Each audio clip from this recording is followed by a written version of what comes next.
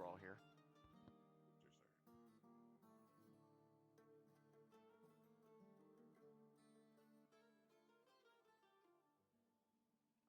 Soren won't be able to make it today, so I'll play. I guess I'll play his character.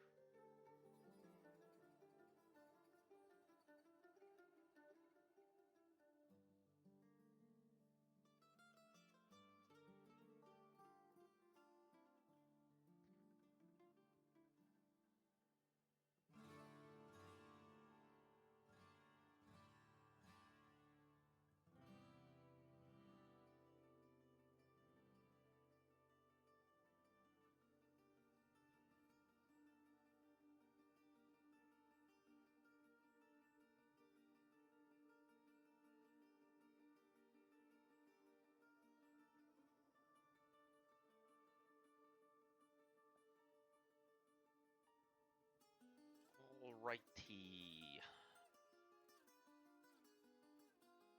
Alrighty, I think everything is accounted for, so let's get going with a recap.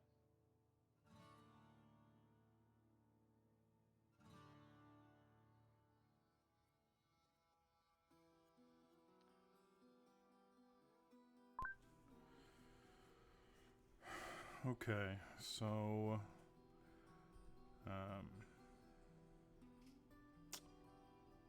just going over my notes real quick. What the hell? So we went from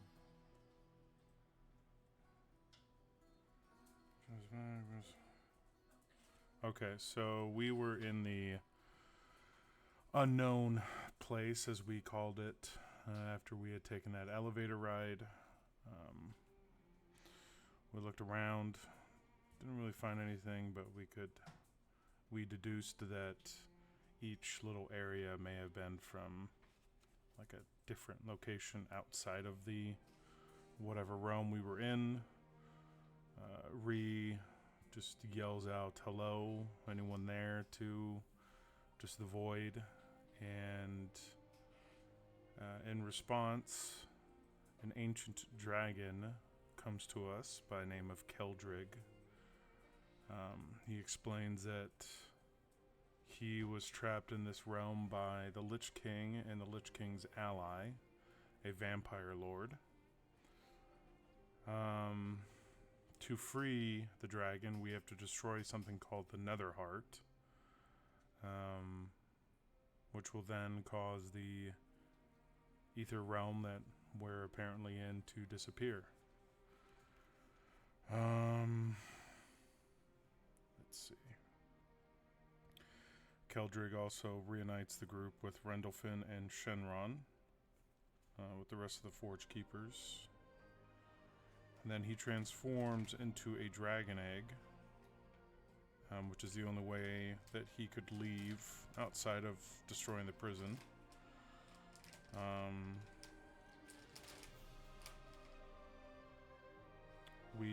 As soon as we get off the we take the elevator down, and as soon as the elevator arrives, we are ambushed by a bunch of Lich King cronies. We kill all but one of them, a were-tiger, and named Jockin. And Soren summons the mansion, and we take a long rest.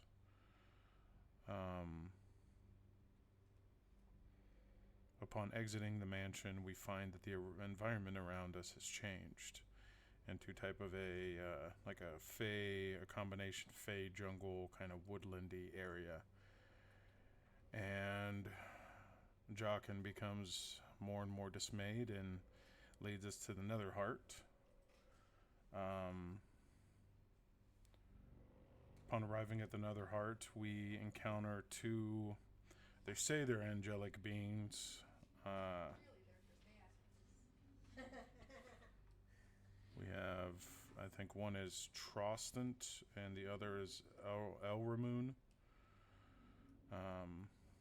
Elramoon tells Jockin to approach for what he calls judgment and then executes him. Elramoon then demands that we bow down to him, and Ree is basically like, yeah, how about no? And flies up and attacks him, and that's where we're at.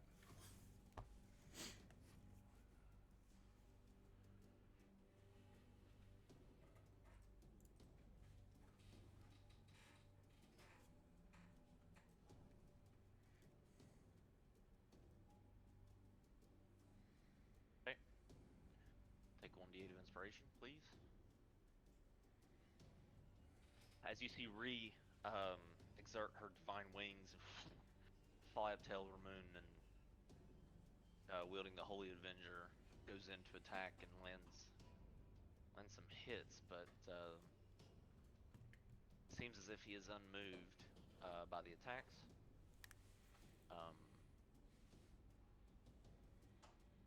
As the radiant damage seems to have little to no effect on him from the attacks. You all reel in shock as combat begins.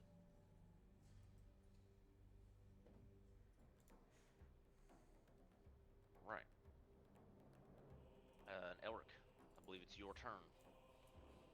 What would you like to do? Let's see.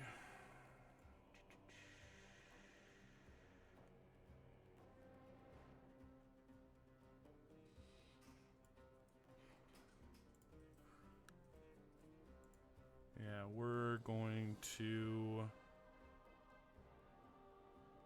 Where did it go?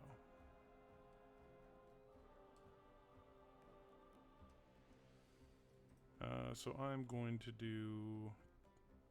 take out my 3 swords and go into Santoryu, and then aiming at this being, I'm going to use Trichiliocosm. So that'll be 1, 2, 3, 4, 5, 6.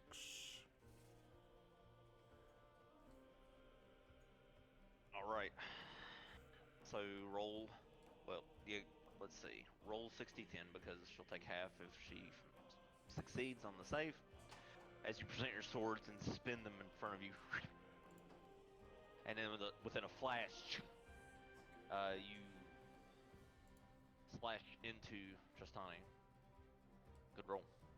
Let's see if she can make the save. 19, so I think she does. No, it's 20, so she fails. Oh, okay. Very good. So she will take 42 points of damage from the Trichiliocosm attack. And she's stunned as well. Yeah, upon impact, she becomes surprised by this and is stunned.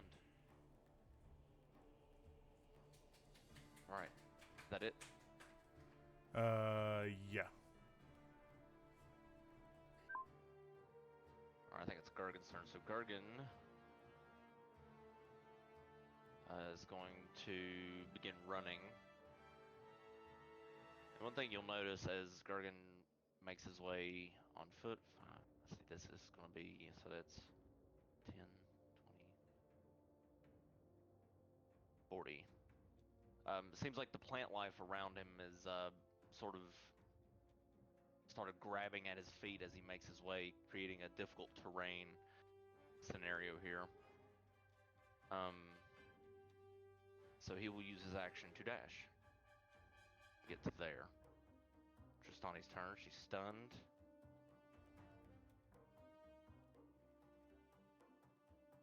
I think the stun ends for 1 round. Okay, it's 1 round. Okay, so at the end of this round, she's not stunned. Time for the hag. Okay. So the hag, she beckoned into her service.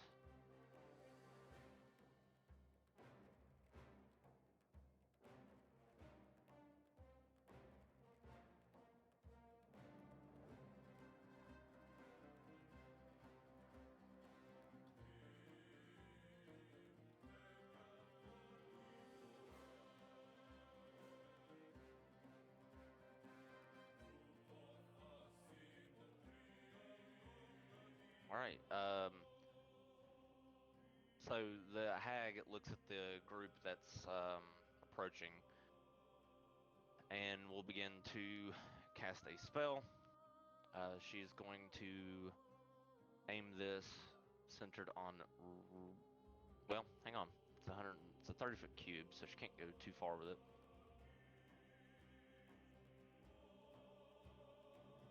Thirty-foot cube, 30-foot cube.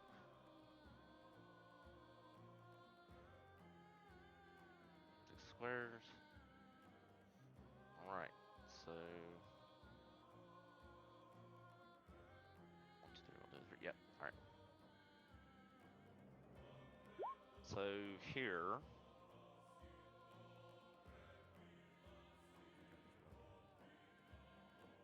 counterspell this. Okay, she was going to cast Hypnotic Pattern at level 3, so it will be counterspelled. That takes your reaction. The hag will hiss and make her way back to here, next to the nether heart. Toby, it's your turn. So is just across difficult terrain, or is like the regular path fine to walk on without difficult terrain? Just where you see the vines and the grass. Pretty much anything that isn't the direct brown beaten path that goes up to the nether heart.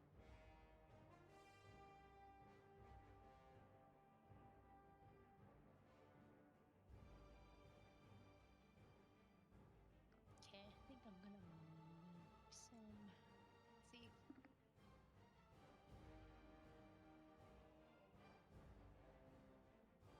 About there, and I guess I'll throw a blade at this guy. I forgot what his name was. Elder Moon. Yeah. All right, go ahead. I forgot to pull up my character sheet. Yes, I did.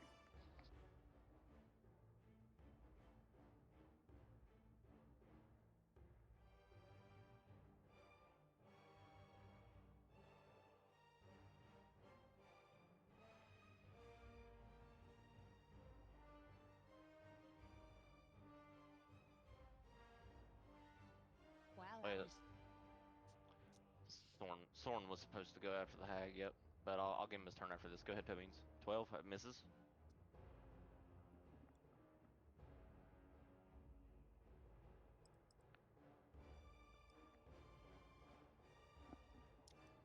I guess.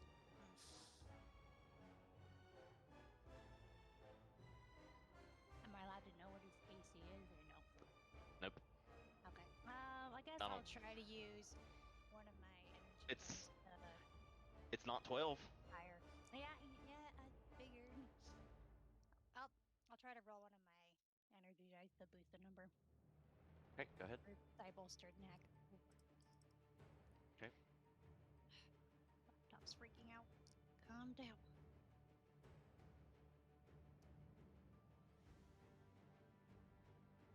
Cool. I bet it's not 16 either. Nope. So so you now know it's higher than 16. Yeah. Fair enough. I guess I will cunning action. Yeah. Okay. If I want to just get to this tree, is that going to be difficult? Kind of, if I kind of just You have enough movement to go get there. around this way. Okay. Yeah, if you go to here, it'll be regular movement. Okay. So, 10, 15, 20, and then I guess would that be 25 there, or is that Yep. kind of? No, it's yeah, Okay. it would be 25 to there, and then beyond that would be an extra, would be double movement.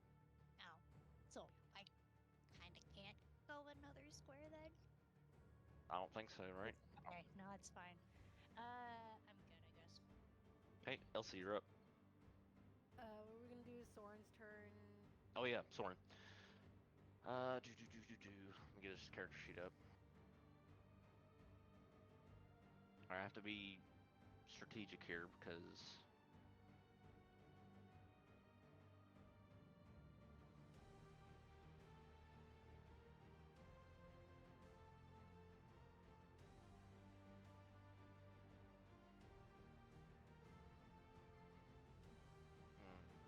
do here?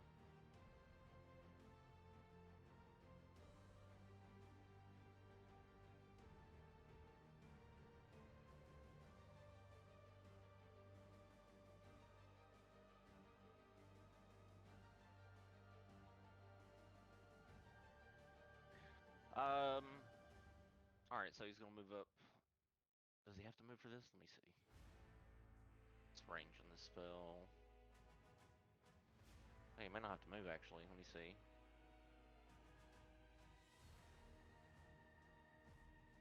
Okay, no, he can reach both of them. So he's gonna aim for Ellermoon and point his finger at him and sort of grab onto his wrist as the necrotic energy forcefully coalesces around his finger. And he will, or his two fingers rather, and he will cast Disintegrate on Ellermoon. So, pew, this green ray just spirals through the air and will attempt to hit Ellermoon. He has to make a save. Piccolo style, that's right. 23, so he will save, and the disintegration beam flies over his shoulder and crashes into some stonework behind him. Storm will stay there and end his turn. Elsie, your turn. Alright. I'm going to run up to next to Elric. 20, 30, 40, 50. Alright.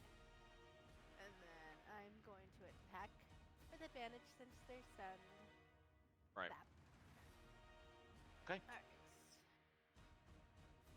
Advantage. 12. Miss. Natural 20. Hit. For 15 damage. And then bonus action. I'm gonna do a flurry of blows. Where is it?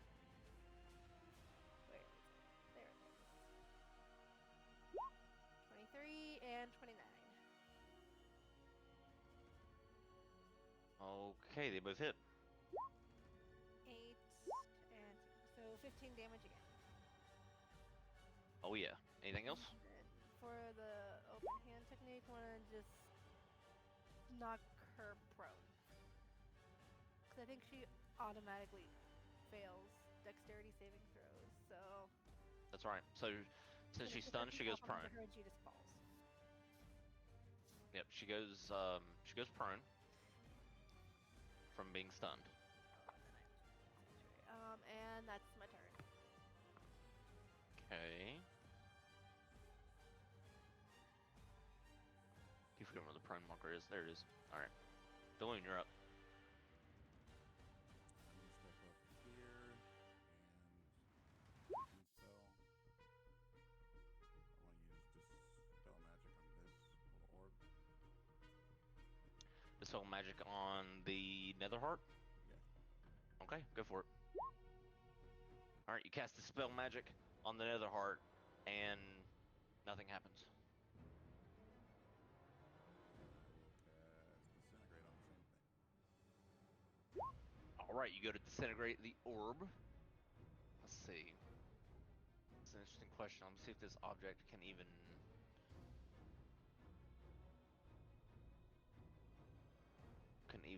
save from this.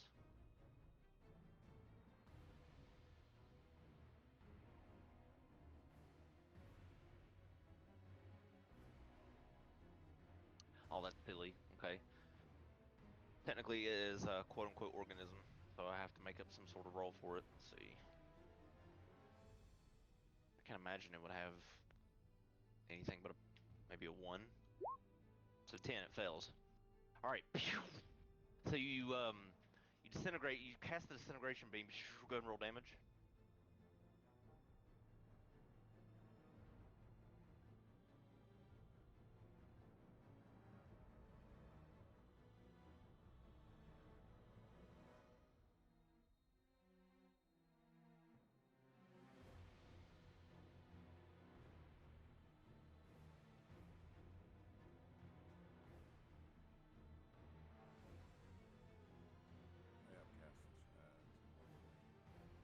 8? You're level 7, brother. 7? Okay.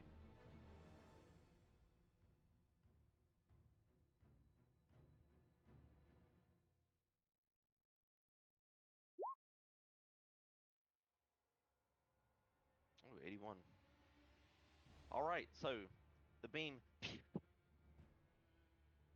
flies under Elrune and into the Netherheart.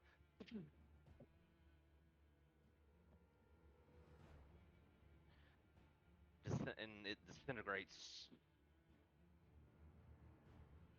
out of existence. Anything happen? You don't notice anything immediately, but the heart does get disintegrated by your attack.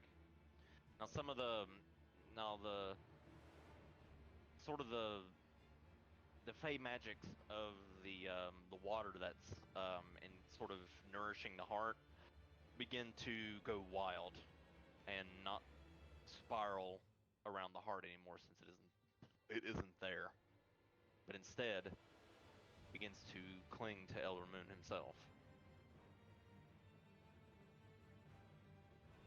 Since it's my turn to cycle. All right, Rendlefin, you're up. Okay.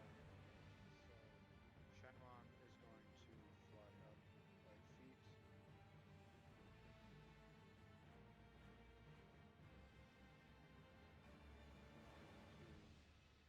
mad dash over here, and he's gonna bite the stunned prone lady.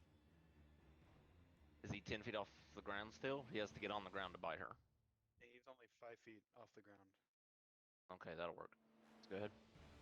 Okay, and it's with advantage, correct? Yeah, she's prone and stunned, so 25 hits. for 13 damage. Yeah. Oh shit! I did not mean to make her go away. I killed her. Yes. Nom, nom, nom. Don't prone people get critted.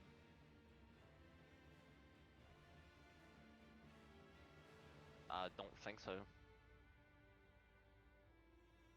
Where's that? Can you find that rule for me? No, that's I don't only think- if they're paralyzed, I think. Prone gives you advantage on melee attacks. Right. Only if they have no way of like recognizing the attack. Yeah, Toe means God. And then Randolphin is also going to fly up 5 feet as to not be tangled by the vines. Hmm. 35. He's going to go right there. He's going to shoot 2 arrows at the hag. Okay. And one of them is going to be a hail of thorns. All right. So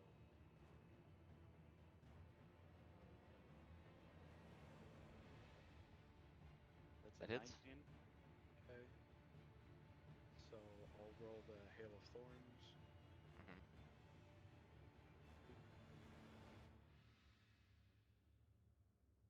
Okay, do the longbow damage.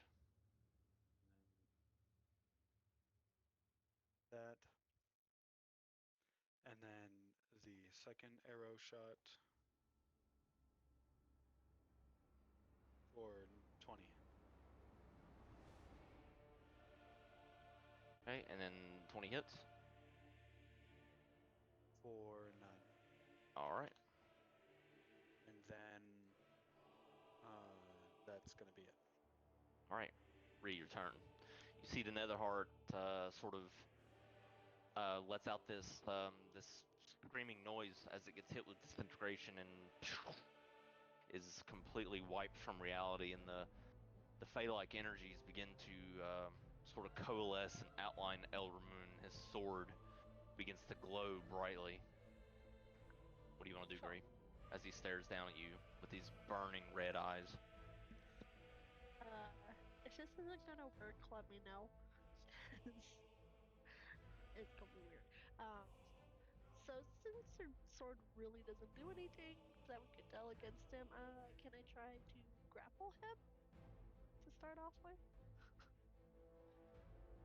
Let me see if he's got a condition immunity. Let's see. Nope, he is not immune to grappling, so you can do that. Yeah, you can try that.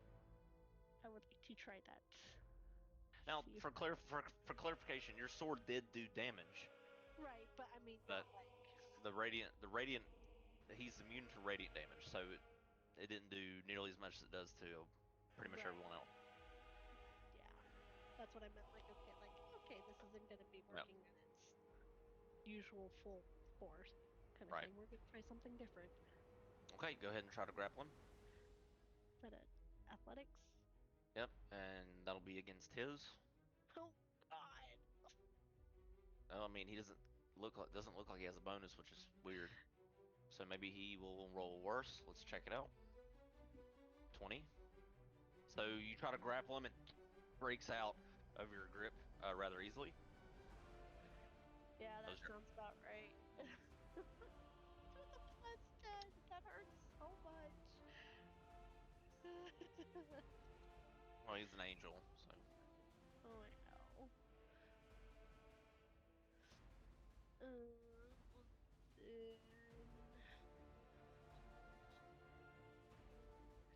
Well, doesn't the grapple count as like one action for if it's like extra attack, or do I have to hit first and then grapple for that to count? Or with that? let me refresh myself here. So 'Cause I can't remember if it has to hit the grapple for it to apply. let's see.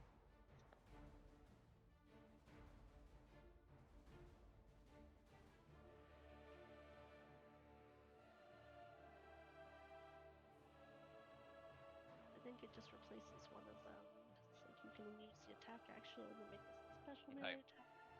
So grappling is performed by taking the attack action, and you replace one of your attacks with a grappling.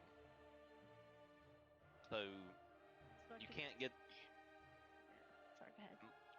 so having extra attack doesn't count. I think. Let me see. Okay, you can use the attack action to make special melee attack grapple.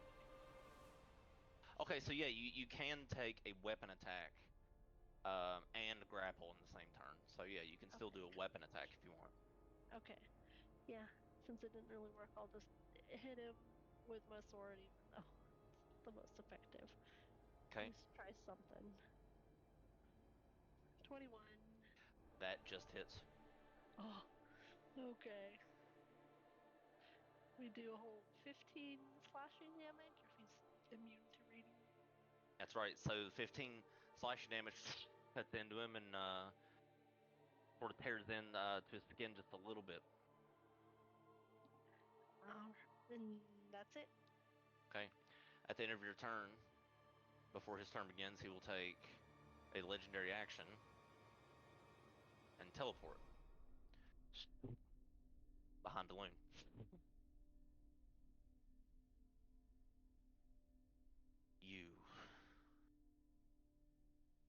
You have ruined my kingdom. And he takes his sword, and on his turn, will attack Delune. So he gets 2 of his great sword attacks on Delune. 28. Come on, you know you're that way. All right. 47 points of damage. And then he spins and upward arcs his great sword again. 32 for 21 plus, oh god, 55, I think.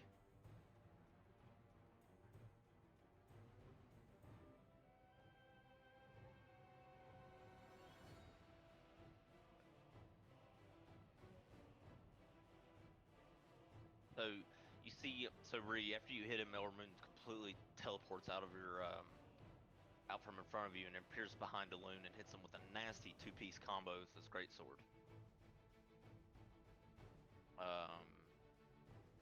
Let's see. He then releases his sword, his great sword, and his great sword begins to float in the air in his vicinity. This divine great sword.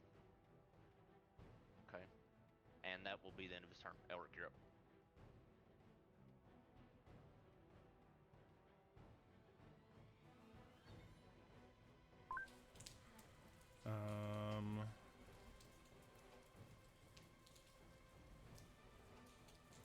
Let's see, I have 40.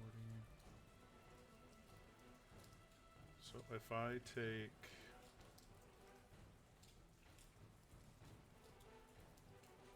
Is that through difficult terrain? Doesn't look like it would be if I go that path.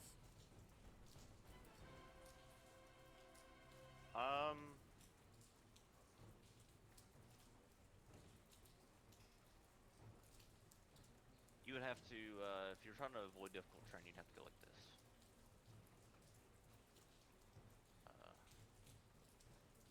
Oops, shit, I fucked up.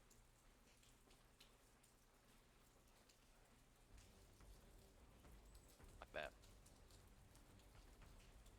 And then down to here, so that'd be 50 feet of movement. If you're trying to avoid all blocks that don't have difficult terrain. Okay.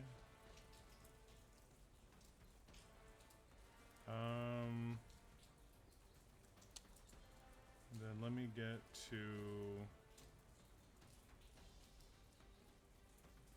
You want me to leave it up?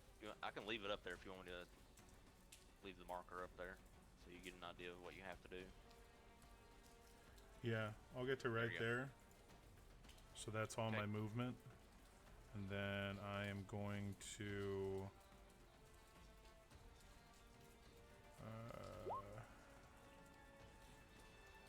Towers. There's me. Yeah, so he's got to make a 20 dex save, DC at 20. You're doing this on Elder Moon, of course. Yeah. So that is a 20. Oof. So they avoid the damage completely, so I'm not even going to roll the damage. Right, so the blades, the force blades slash through the dirt and sort of just completely bypass through Elderman's form and don't seem to affect him. And I'm going to look at him and say, "Come on, Feathers, pick on someone your own size." Is that it? Yeah, that's it. Okay, Gargan will, see, what's he gonna do? He'll turn around and head that way, I guess. 10, 15, 20. Okay, Gargan will step around in front of you and rage.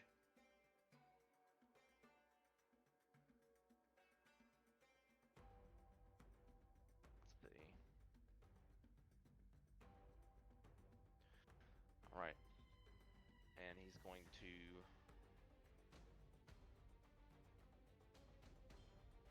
reckless attack, I think.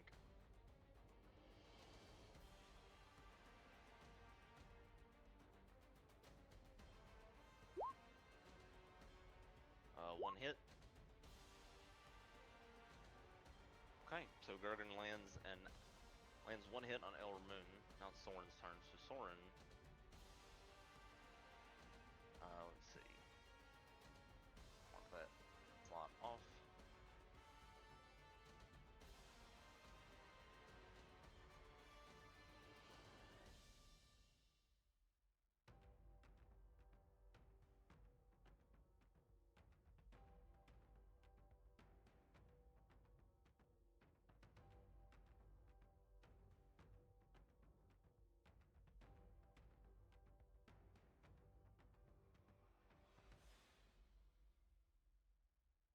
Alright, he's going to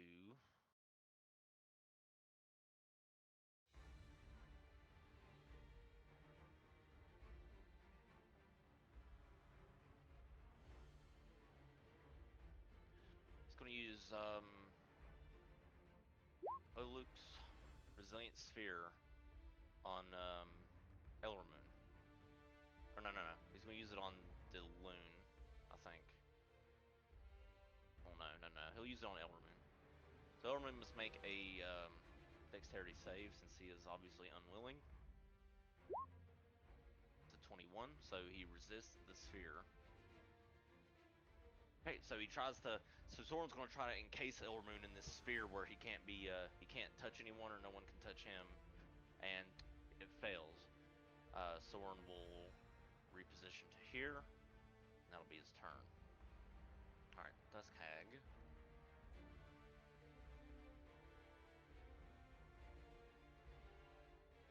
It's going to step over to here and see. I'm going to try casting Hypnotic Pattern again. So that's a cube.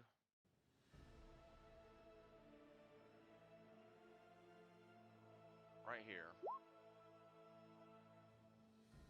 Level 2 or level 3.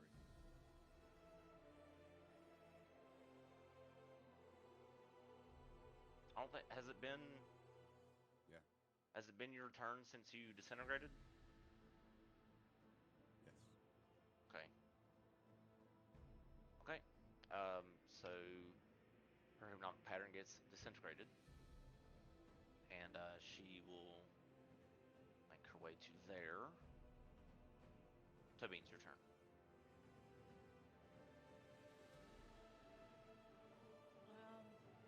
I guess I'll throw my blade again at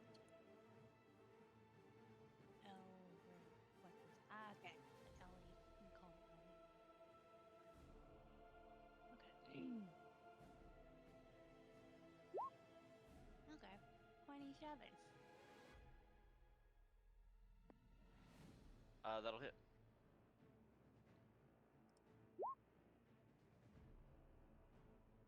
Ooh. Let me make sure he's not. Okay, yeah, he's not resistant. Unless it's magic. Okay, he does have magic. Okay. All right. Anyways, so your dagger sinks into him.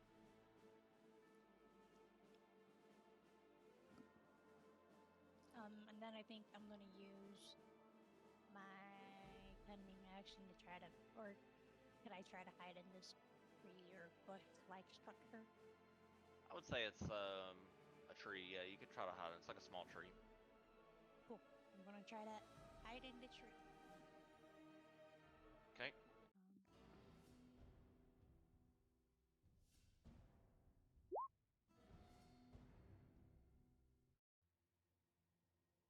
All right. Anything else? Nope, that's it. Okay. That's the lowest I could have possibly rolled. Oh shit! I don't forget what Tristani's. She should have went by now. She was like, Just what looking was it? at that. Yeah, I think she was an 18. Let me go back up to the thing. Initiative, Tristani. Just not, yeah, she had 18. 18, yep. Okay, let me re-roll her in there. All right, 18. Okay, so she should have went after Gergen. So she becomes unstunned. And I'm gonna go ahead and give her her turn.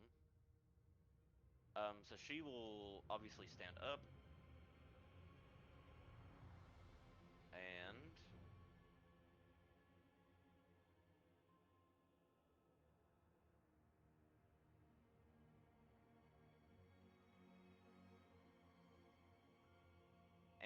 the sort of the vines and limbs in the area will begin to, like the branches and vines at a point which she can see will begin to writhe. So this is a 30-foot cube. Everything's a 30-foot cube with these two, it seems.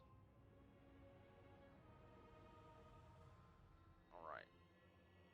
Okay, so she's going to cast it here. Let's see. Well, I mean, I don't think it's a creature ability. The Wrath of Malsanya. Malsanya, however you tell us now, whatever you want to say, however you pronounce that. So make a dexterity save, everyone in that cube,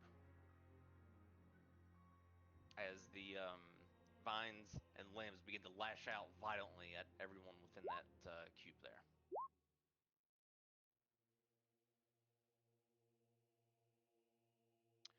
Let me get Gargan. He's got to do it too.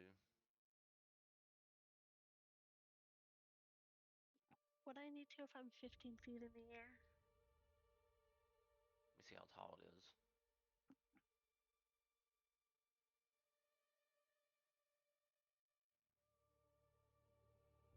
My momentary whirl. Yes. Yes, you would. All right.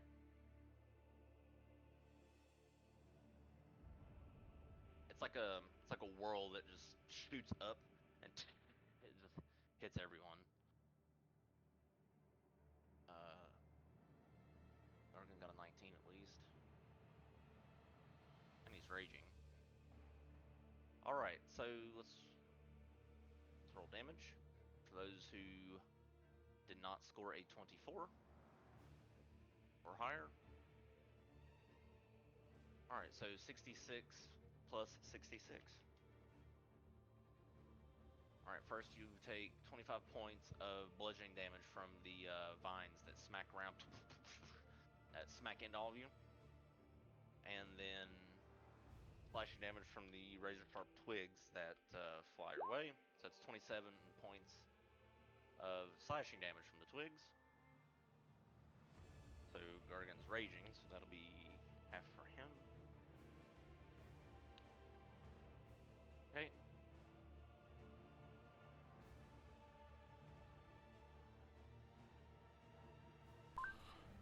Just an FYI, I only gave Elric half damage because he rolled a 20, and then I used my inspiration for the. And I rolled a 8, so technically Elric made it. Right, you rolled 28. So you take half of both of those, Elric.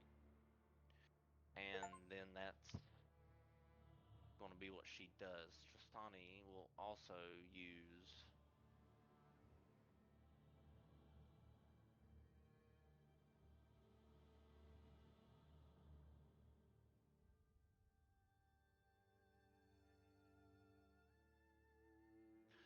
Yeah, she's going to.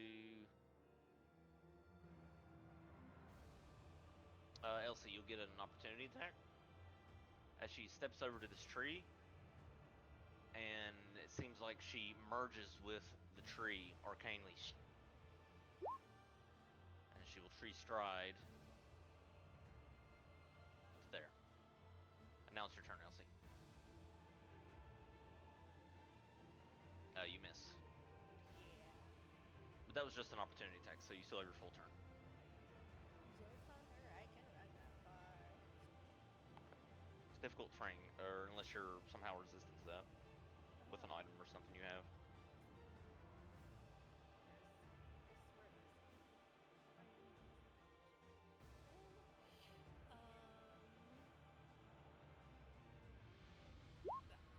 I am gonna use dash action. So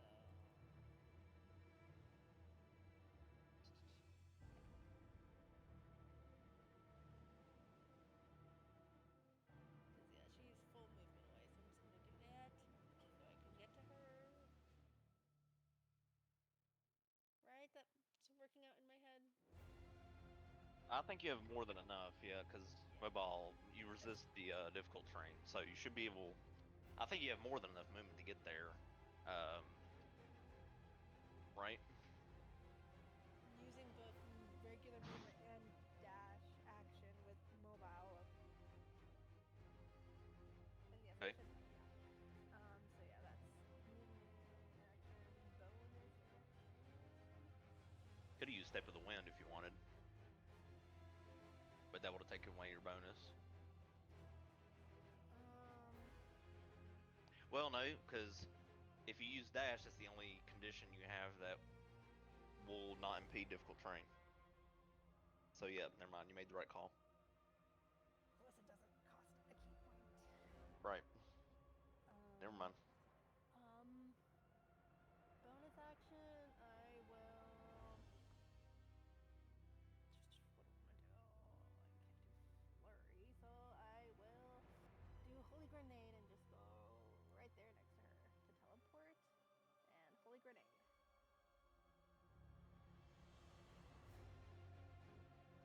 Using a dual charge.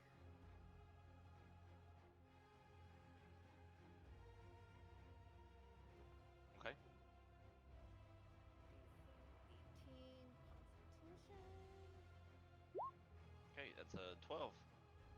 So So she then fails. fails, so then it's blinded and take 4d10.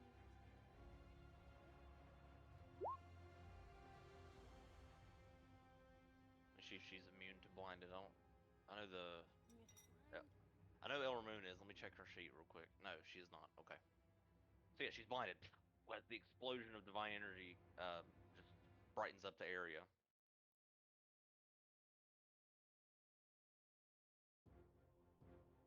Alright, and then that's my turn. Okay. Roll your. Very well.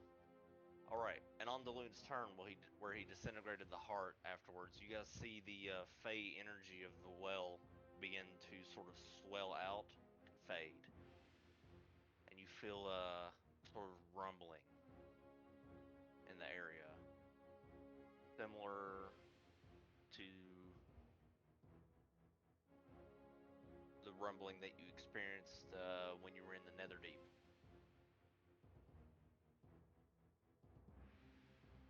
As the area itself begins to quake. Rendolphin, your turn. Well, that's not good. Okay. Shanron is going to fly over here next to the hag. He's going to attempt to bite her. Okay. That is the wrong character sheet. 21 That hits. for 10 piercing and 3 ice damage. Because I'm pretty sure he's still ice. He is, yeah. Okay. And then I will.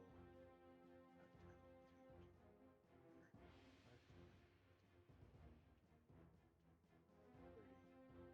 I'm gonna shoot 2 arrows at her again. Okay. Miss. 15 and 24 All right, that hits. for 9 plus 5 ice. And that's it. All right. Ree, your turn. Oh, I'm gonna. Oh, stupid washing machine. Okay. 1, 2, 5. Mm, 20.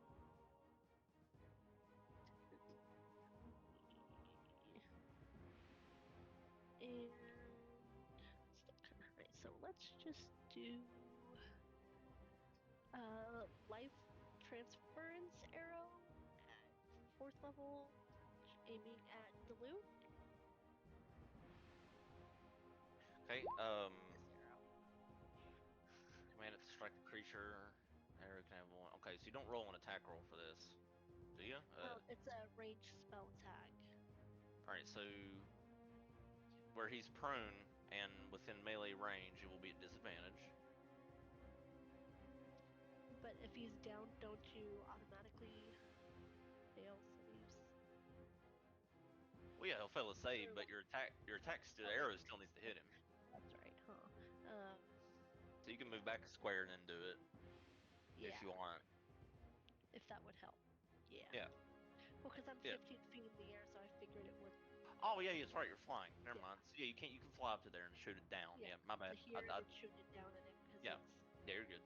He's yeah, sure, that'll be fine. I mean, he is prone because he's unconscious.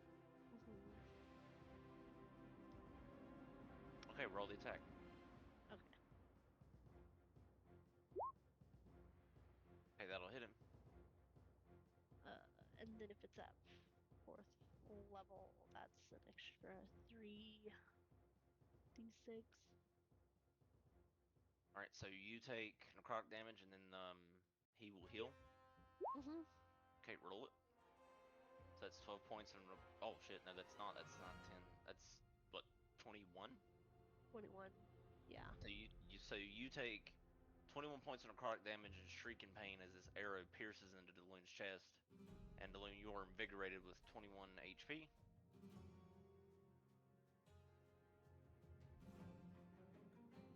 All right. Anything else, Reed? No, that's it. Okay, Elramon's turn.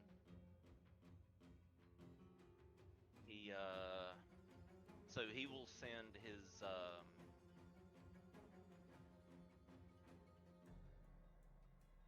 don't think he has the move for this because his sword flies, or is flying now. Yep, so his sword's flying. I guess I should get an icon. I have those spiritual weapon icons. I'm using one of those. Grab it real quick.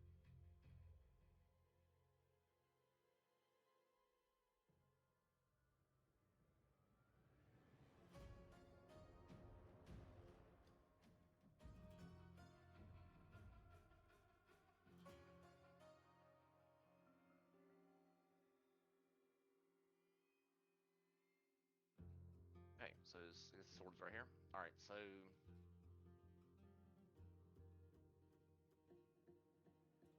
okay, so we're mentally commanded bonus action 5 to 50 feet. One attack against the target, turn.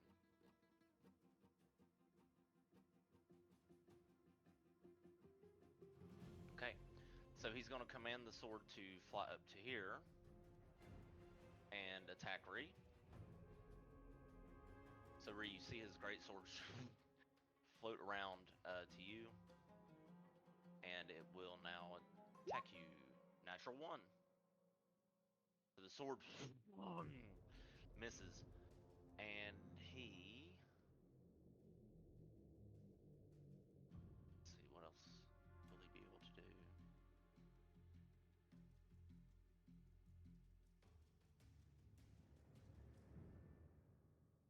Okay, so 1 attack against the target, so.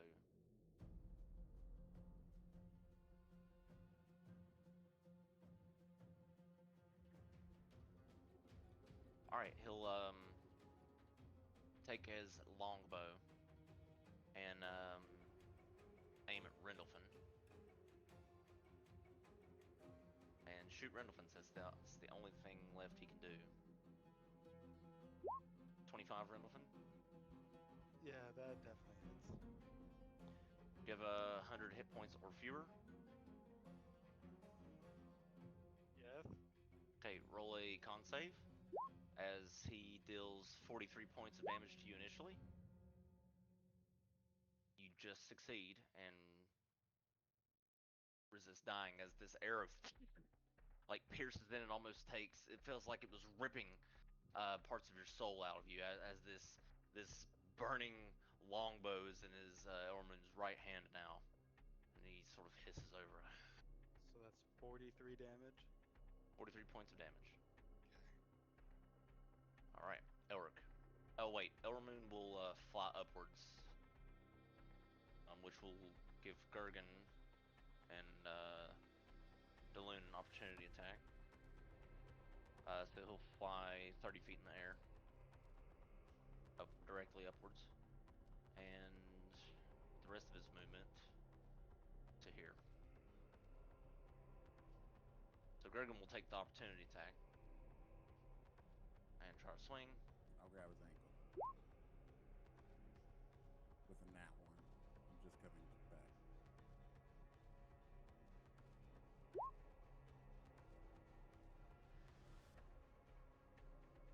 Hey, Gergen, so you both miss. I think you normally have to have a feat to use a spell as a opportunity attack. Do you have the was it Warcaster? I think it is. It doesn't matter. It's just a normal melee, like magic that I have. We have a weapon, don't you? I can shoot the pistol. You know, like a dagger. Dagger. Right. Yeah, that would count as now. If you had let's see. Right. I mean, that's why I kind of hesitated to even bring it up because I wasn't sure it was gonna Yeah, I'm looking at it now. make a difference. But I mean, damage is damage. Points are points. True.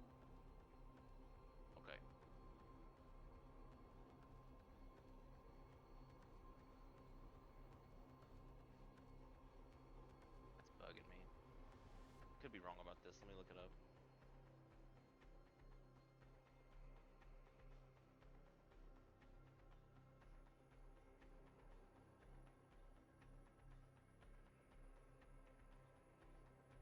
Trying not to take too much time looking this up.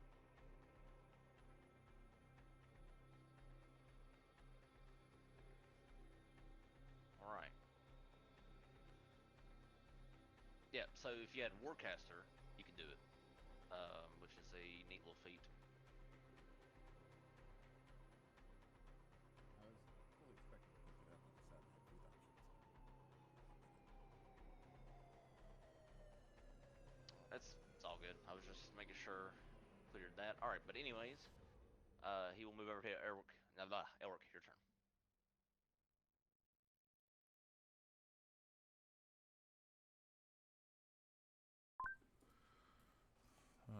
Where did it go?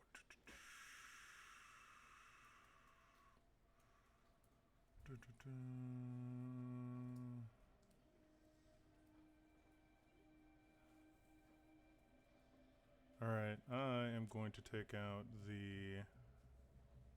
So he's 30... What's the range on this? Try it.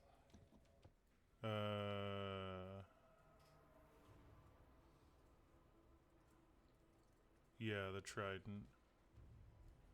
So it's 20 and 60. Yep, 20 with regular, right? Anything beyond up to from 20 to 60 would be disadvantage.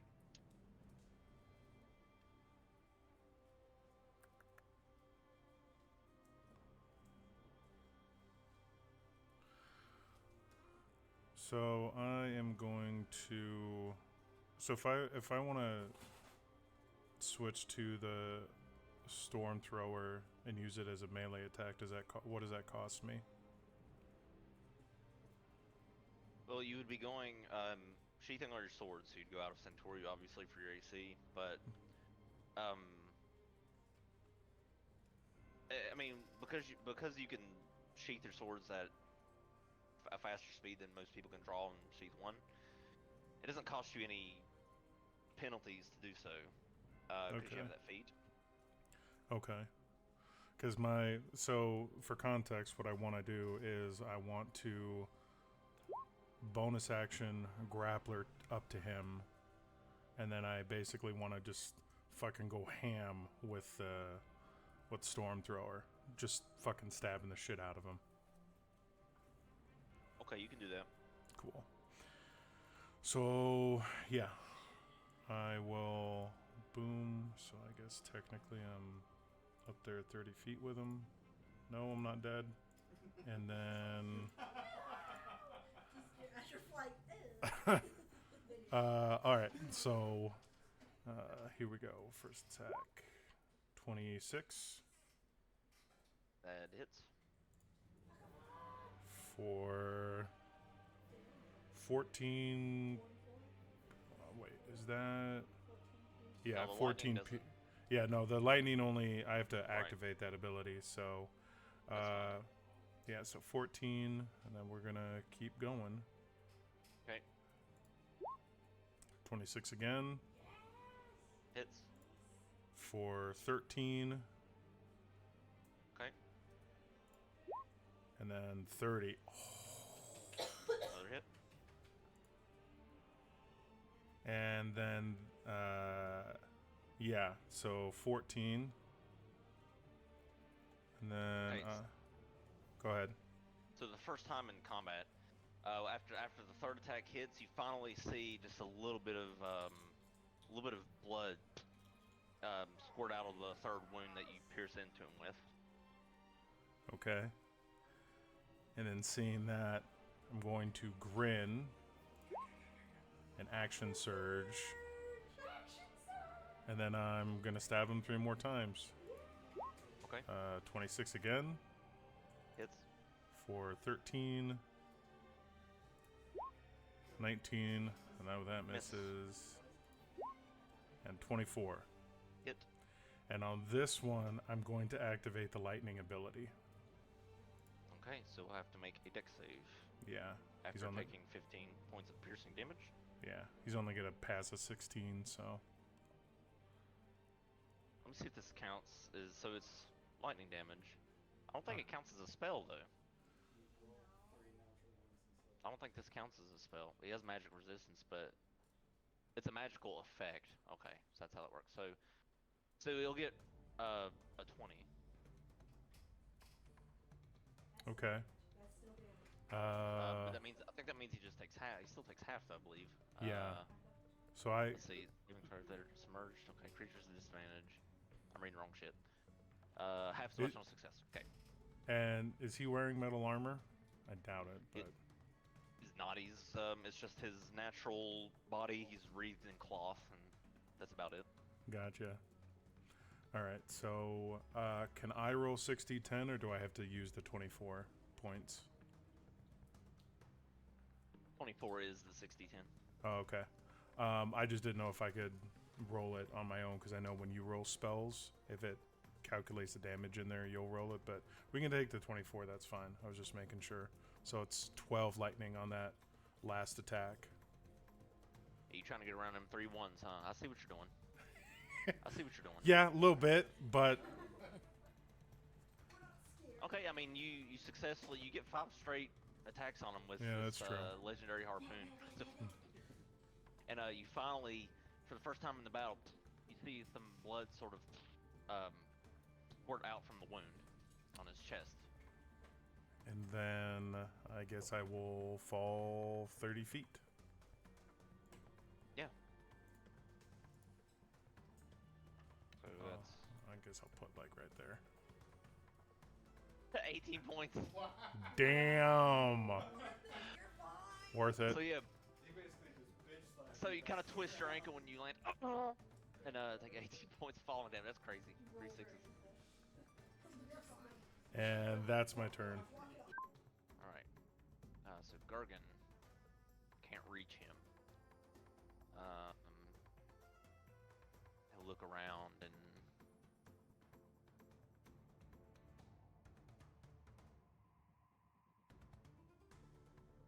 he'll go to.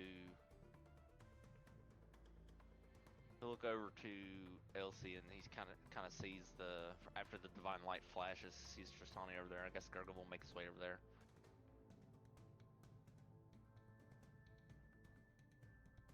Uses action and dash, but that's as far as he can get because of the difficult terrain. Tristani's turn. Wait, surely Gargan. Oh yeah, he uses action. Okay. So he loses rage. Mark that off of him.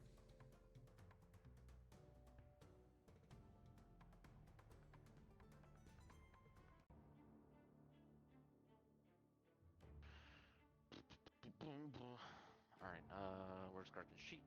No, wrong person. Tristani.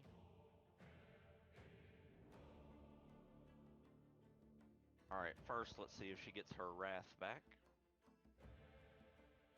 Please, please, please. Damn it. Alright,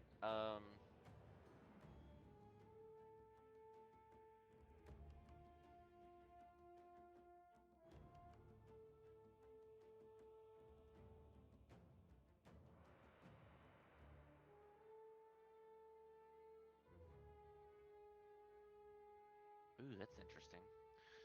Let's see.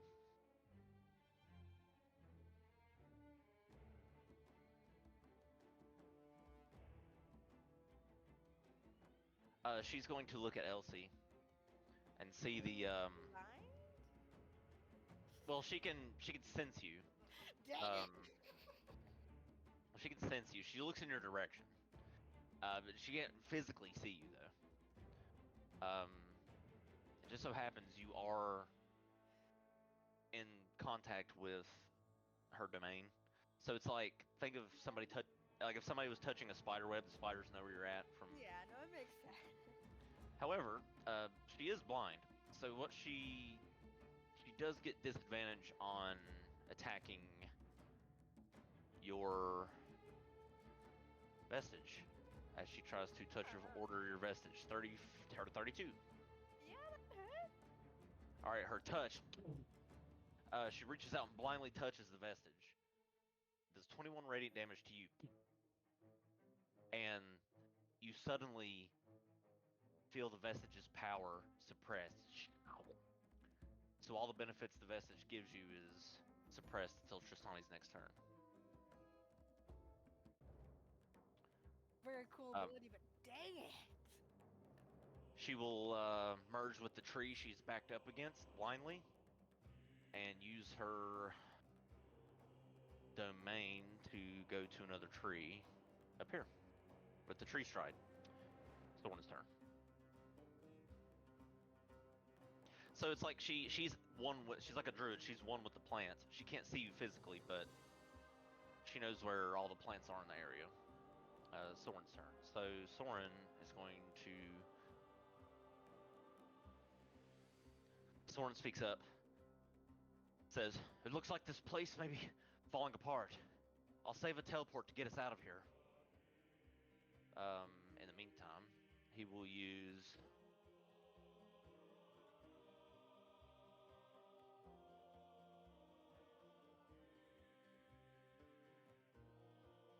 Cast lightning bolt on El Ramoon, so boom, he blasts him with a lightning bolt.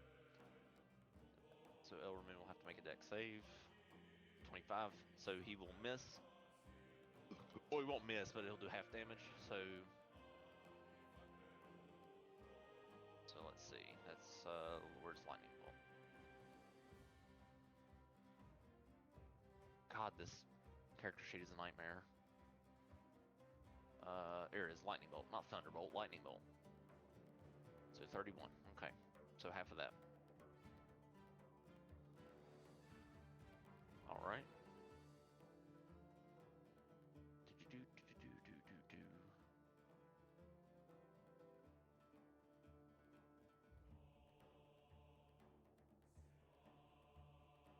All right. Soren will move over to here. Now the hag's turn. So let's see.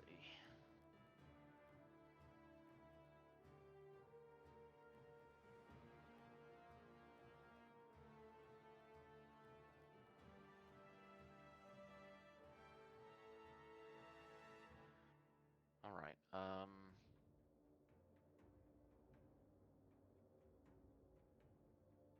He.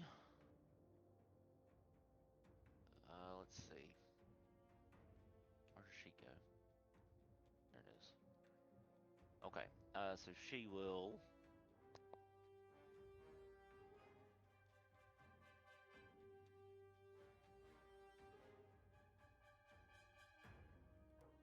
All right. So is Shenron still in melee range with her? I think he is, right?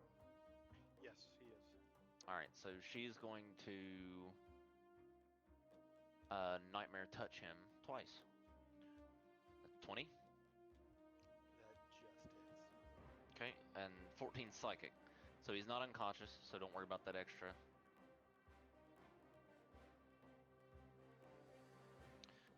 And now she will touch him again and miss. Alright, she will use her bonus action to Misty Step. Let's see.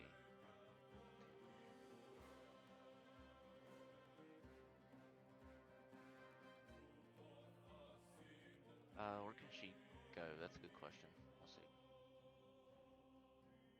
No, she'll not do that. She can't really go very far. Tobin, you're up. Is I'm gonna say it wrong. Tristani still blinded? Not anymore. Well, no. Yes, until the start of my next turn. So yes. Uh-huh. Yes. Yes. So until next turn, yeah.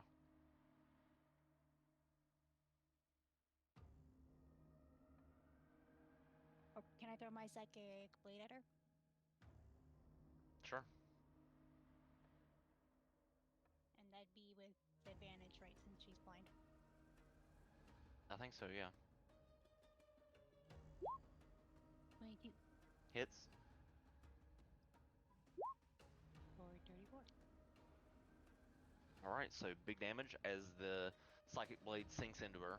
She sort of writhes in pain and sort of squints her eyes and shakes her head off the psychic damage. And then can I re-hide, so to speak? Yeah. You have your cunning action still. Yep. Great. Stealth. And I'm done. All right, Elsie.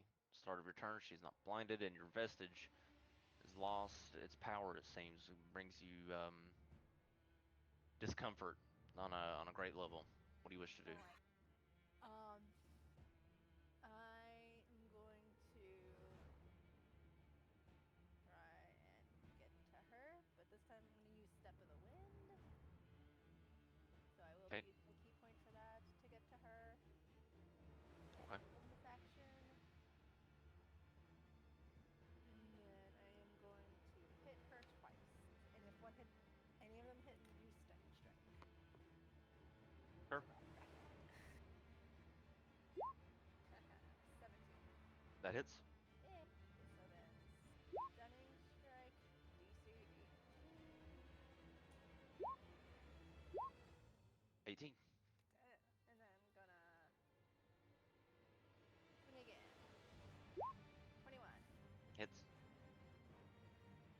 For 8 again, and another Stunning Strike. Okay. Let's see. All right. 24. Oh, no. Burn all them key points, baby. And that is all I can do. That's Okay. So Delune, you come to awake after the life transference arrow impacts you and dissipates after replenishing your health. The ground is quaking, and the fey energies from the nether heart and the waters surrounding it begin to sort of boil and wildly shoot out in different directions as the area itself begins to cloud overhead with this sort of cosmic colored cloud. What do you wish to do? Is this on the ground or is this 15 feet up? It's hovering 5 feet in the air. Will move here.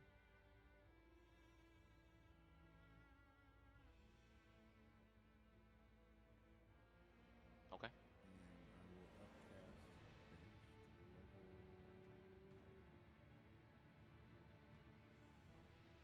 2 cooking spell. Banish that and that at level 6.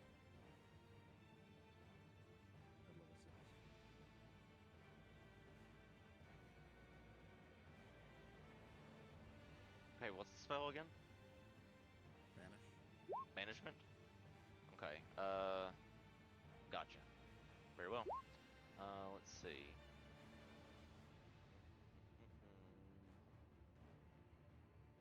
Okay, they're in range. Good deal, good deal. Why is that lingering? All right. Okay. So they all must make a save. Let's see, charisma save. All right, we'll start with El Ramoon. He makes it, I think. Tristani makes it. And the hag fails and is banished. And then my second one will be banished at level 8. Okay. So the two remaining creatures, I imagine. Yeah. Okay.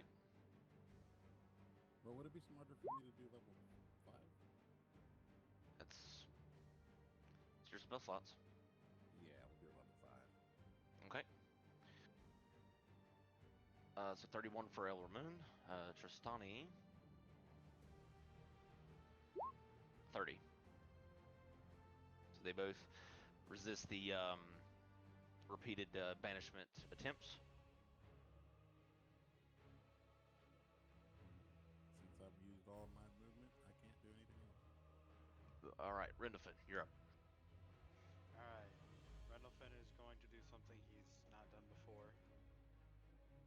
and he's going to summon a fire elemental right next to this bitch. He's gonna start torching her fucking flowers. You want to start burning the plants? Well, no, he's gonna summon a fire elemental, but right there, and it's gonna start attacking her. But it's a fire elemental, so it's gonna burn shit. Right. So yeah, I mean the shrubbery around it gets singed by the flames. Yeah, as the elemental coalesces into the space, like some of the shrubbery around is sort of getting singed by him. Yeah. Okay, And does that? then So the elemental, when you so use elemental spirit. Oops, duh, wrong character sheet.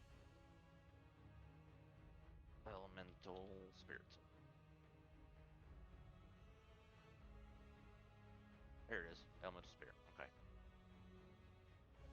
I summoned it this turn. Do I get to make it attack this turn, or does it have to be my next turn since I just summoned it?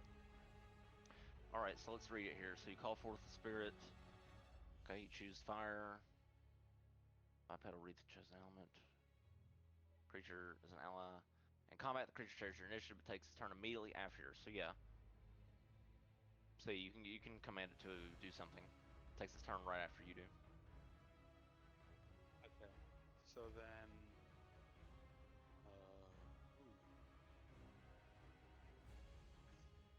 a number of attacks equal to half the spell's level.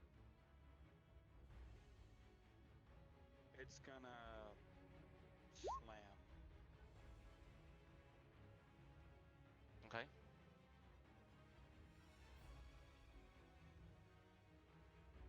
Miss. I'm guessing he misses. Okay. Yeah. And then, um, I'm gonna fly 5, 10, 3. I'm gonna fly right there.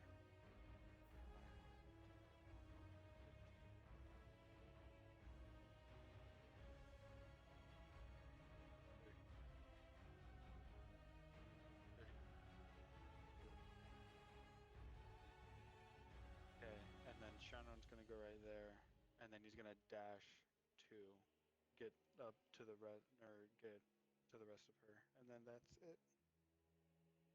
Okay. Reed, before your turn,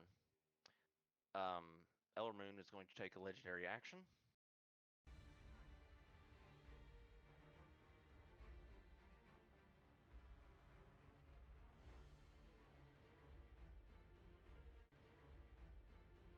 Actually, no, he's not. Okay, your turn. Changed his mind. Well, that makes me nervous.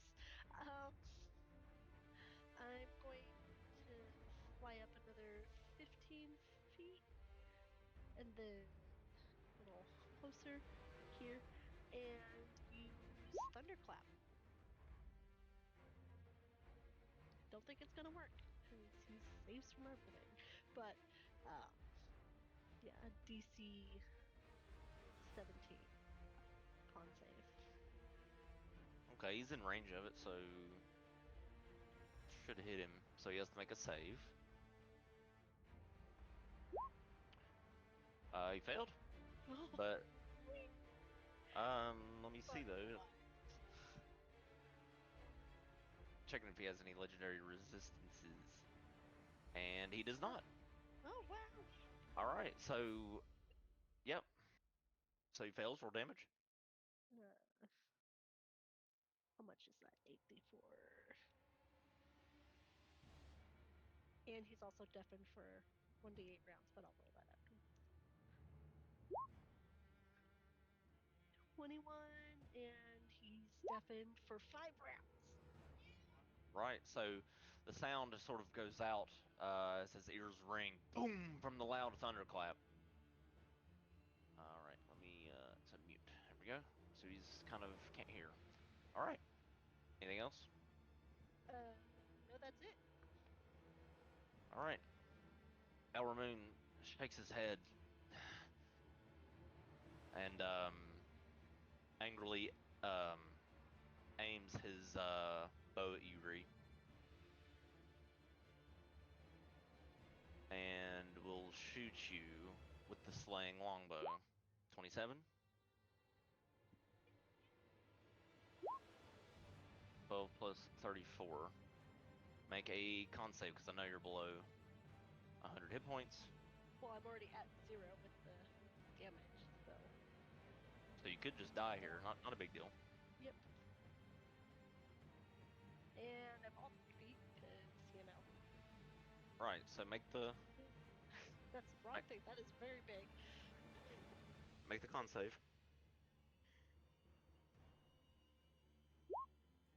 Okay, so you don't die, but the arrow pierces through you, and you fall.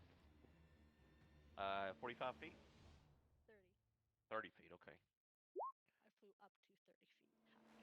All right, boom, your back cracks on the ground as you fall, and you automatically fail 1 death save. He will command his sword to attack the loon with his second attack. 20. I mean, I knew that was gonna happen. Just glad the hit, like, actually succeeded before I died. I did something! All right, so shield, and shield blocks the attack from hitting you. Let's see, he's going to fly over to these waters here and lament and look in the area where the heart was as the Fey waters swirl violently.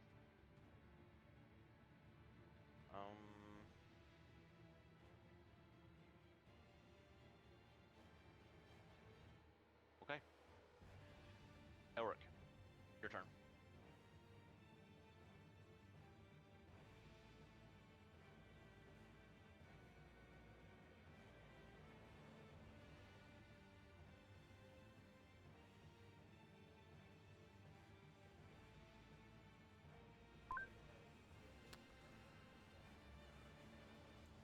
I'm going to move next to Ree, and I'm going to expend a use of my healer's kit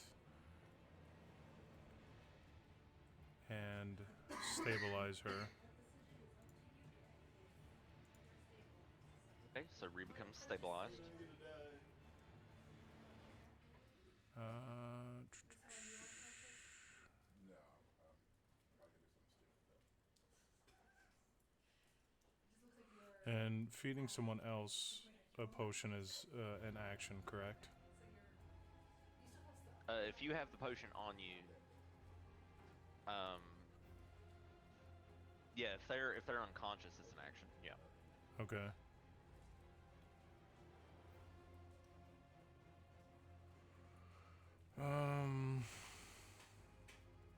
Drinking it yourself is a bonus.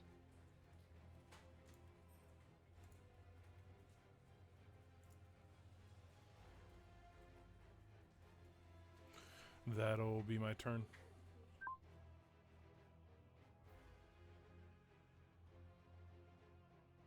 Okay, now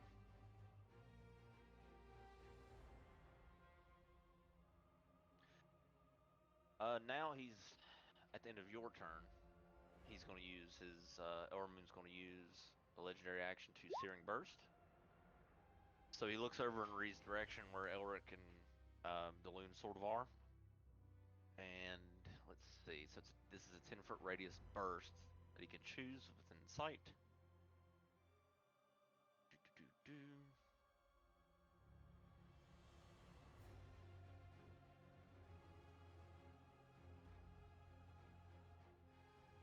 Wait a minute, I don't think it works like that. Let me see. No, it doesn't work like that. Never mind. It emanates from him, I think. So yeah, it doesn't work like that. Gargan's turn, so he will not use his action for that. Gargan, very frustrated, tried to make his way up here. He's got to use his action to dash to get to there. Tristani. Alright. Let me see if she gets her wrath back. She does not. And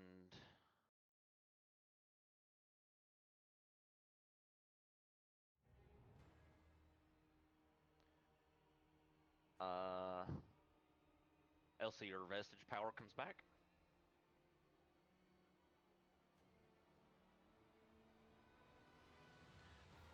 So she is going to try and constrict you, Elsie. 30. I'm assuming that gets you. Yes. All right, 19 bludgeoning, and you're grappled by Tristani. All right, and since you are grappled and restrained. Okay. All right, so Both? Goddamn. yeah, it's like this divine. It's like this vine that wraps around you. Well, it just says restrained technically. Let me see.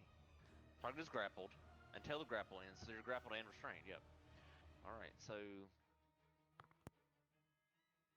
okay, so attack rolls against you have advantage now since you're restrained. And now she will touch of order your vestige again. 34, that hits. For 27 radiant. He powers down your vestige again, suppressing its power.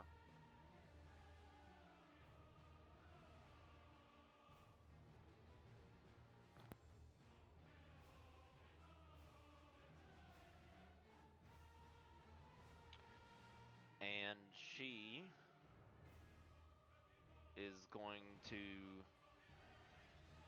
take you with her as she tree strides to this tree over here.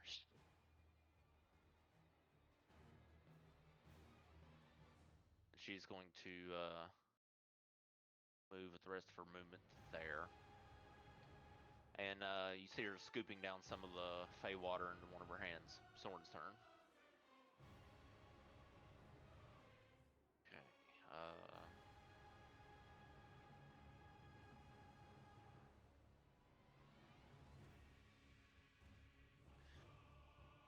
So Soren is going to move up to here and level 8 disintegrate Elder Moon. Try to at least.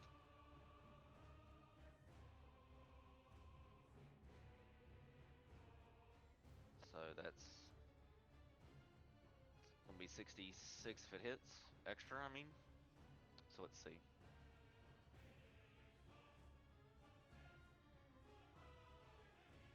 Jesus. Is that 100 damage? I don't know. That's not 100. It's 90, I think. 90, yeah, 90 points of damage if it hits. All right. The Elder Moon has to make a dex save. He makes it. So, this super powerful disintegration beam just misses Elder Moon and crashes into the stonework and disintegrates it off of the fountainhead. Soren, frustrated, sort of grimaces, and now it's Tobin's turn.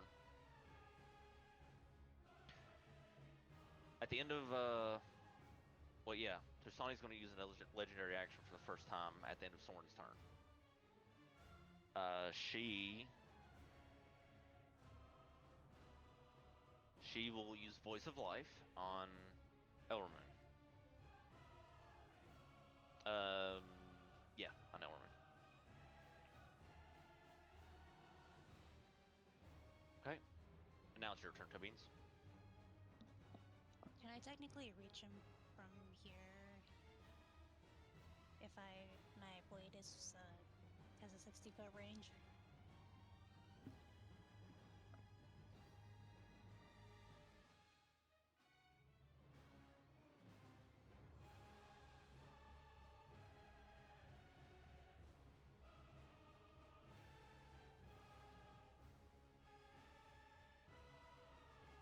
Yeah, you can. I'm sorry, I was muted. Yeah, you should be able to. 30 Okay, feet I was- over. He's 30 feet yeah. over and 30 feet up, so that's 60. So yeah, you should be able to hit him. Yeah. Well, it would. Never mind. It's fine. Yeah, I was muted. My bad.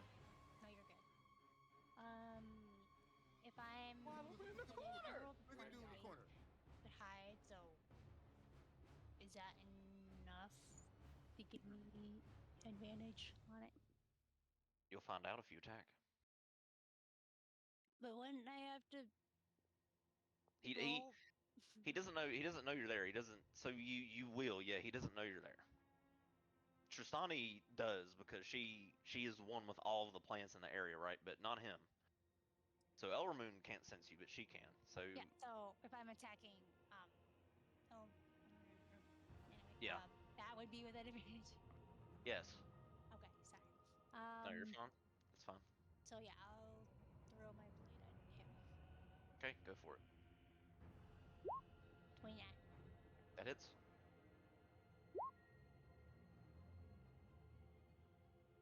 Okay. You essentially just And kind of just wiped out all of his temp and a little more. and for kicks and giggles, I'll throw my bonus blade as well. Okay. Would the bonus one be at advantage as well? No, because once you hit him, he knows where you're at. Oh, fair enough. Okay. Wow, another 12. Yeah. That hits. Just kidding. Yeah, I know. Anyway,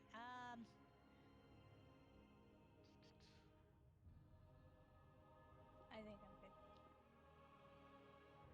Okay, Elsie. You are grappled and restrained by Tustani. So what do you wish to do? Your vestige is also suppressed once again.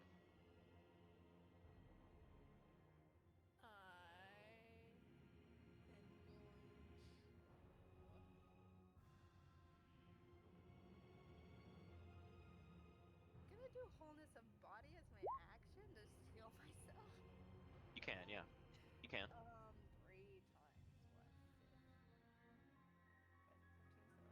45.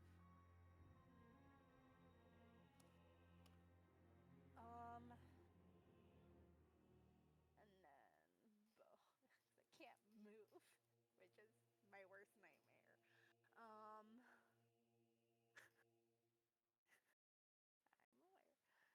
I don't know if I can really do because yeah. Ugh. I think I am honestly just stuck and can't do anything right now. Let me just one more look through and then. Oh no, take the vestige away from her. Look at her now.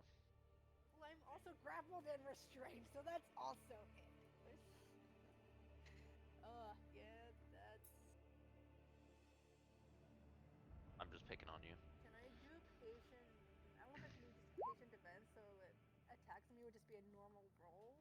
You can Is do that that, all? yeah. You can do that, yeah. Okay, I will do that. Okay.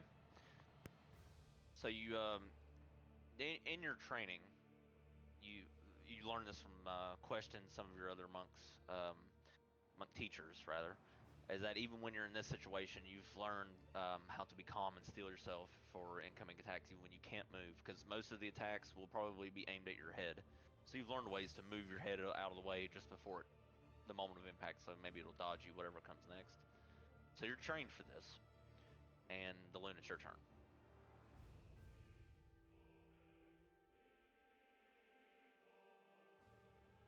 I'm debating my level of stupid right now. Give me a second.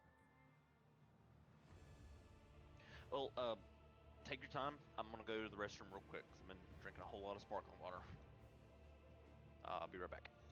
We just take a break now then? It's up to the table. If you want to, I mean, it would be a little early, wouldn't it, or no?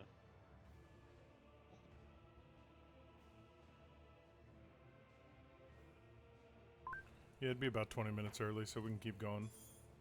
Yeah.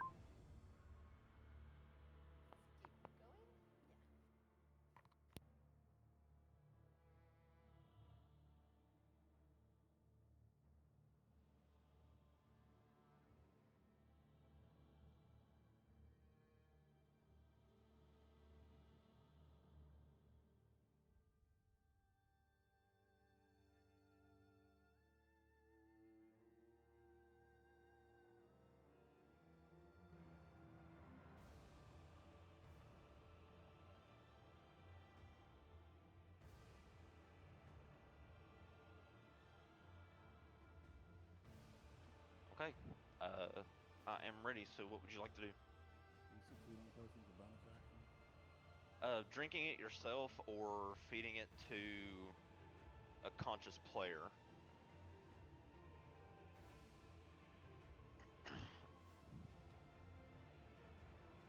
Now, if it's like if it's a potion that's in the bag of holding, that takes an action to get out of and equip. So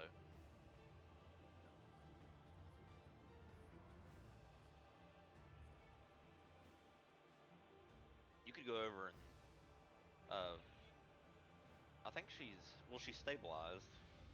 So that means well, yeah, she still can willingly drink the potion. So it would take an action for you to feed it to her, or she's unconscious. And the potion off to Alec as a bonus.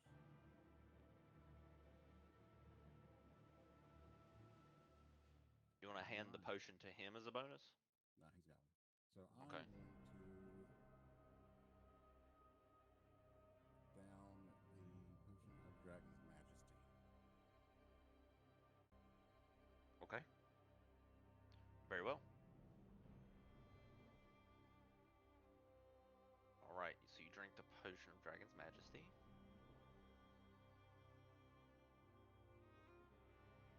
All right. All right. So you drink the potion down, and then you feel this pulse from your heart sort of vibrates through your body as these scales begin to form on your skin, and you grow into the size of an adult dragon.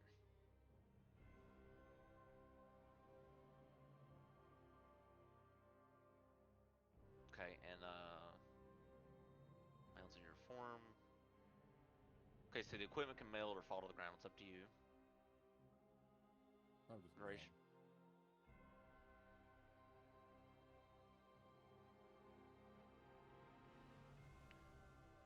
Okay, you can't change shape, use legendary or lair actions. Okay, just want to make sure I understood that. Alright, so let me. This was the dragon type. Ooh, possible. Well, the potion was a. Yeah, the potion was. I think it was a gem dragon. I believe it was. Maybe chromatic. It was a gem dragon. So let me double check what the potion was.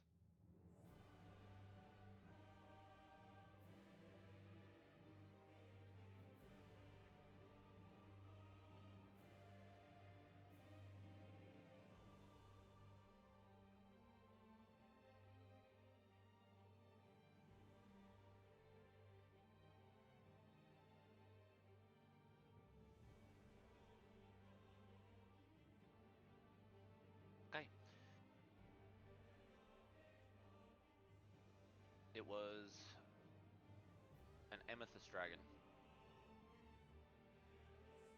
So Daloon transforms into this adult amethyst dragon. Let me give you control of the sheet.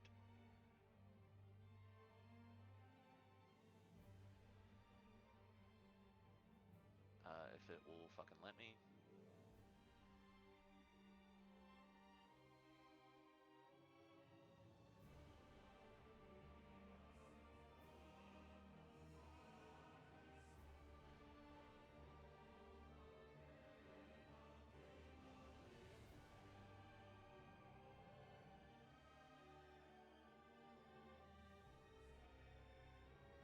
Alright, he transforms into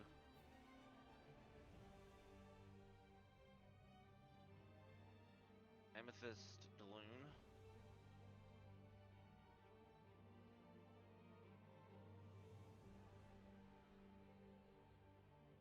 Okay, so I'll just leave your token right there where it's at, and then you should have control over the dragon token. So if you shift and double click on the token, it brings up the sheet. You can do everything besides change shape and its legendary actions. Cool.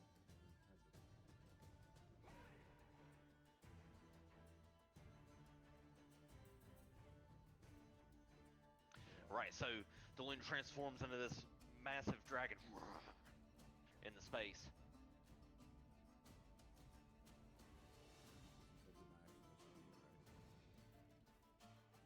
Uh, Drink this potion.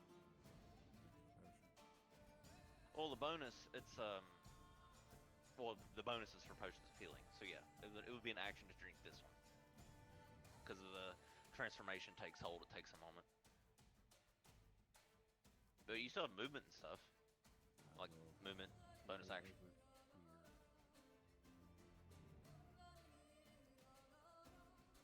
That'll be it. Still have a bonus if you want to do anything. I don't know if the dragon can do anything on a bonus. No. I don't want to double up on the bonus actions. Okay. All right. So you move to there. Rendolphin, your turn. Okay.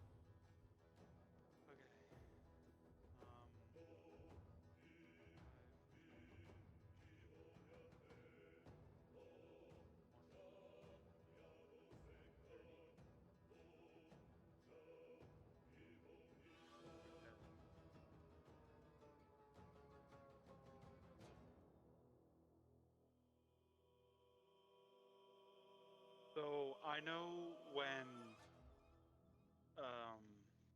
Shenron moves 5 feet, it's the 4 squares. Does that also apply technically for up? So like, if he were to go up, it's like 10 feet for 5 feet. Do you understand what I'm asking? Where do you want him to go? I want him to go basically level with the angel guy. Okay, he's 30 feet up. So Shenron is how many feet up? 5, but So he he can moves get to over. 25. Right, so he flew from where he was to where he is now, and how much did that cost him? That costs him 30, and he has 40. He has 40 movement total, so he has 10 left. Right, so if he, yep, so he can go up 10 and be within 20 feet of him. Okay. Then Shenron's just gonna dash over here. Instead of going up, he's gonna go over there. Actually, no, he's not gonna dash because he can get over there with the rest of his movement. He's going to bite Tristani.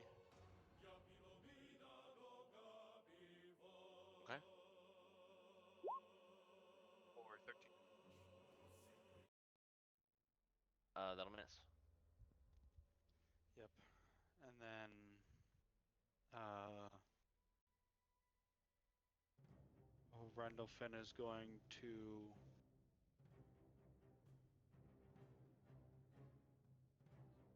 he's gonna fire 2 arrows at Tristani also. All right. Boom, boom, boom, boom. Miss. 16. Ugh, That hits. 24. And that is 12 plus 2 ice. All right. And that's it. Okay. Ree, you are stabilized. And now it's Elramoon's turn. Fools, desperate to make this your grave. As this realm shatters apart, I will keep you here. And he is going to... let's see, so... going to move his sword over and plunge it into Ree.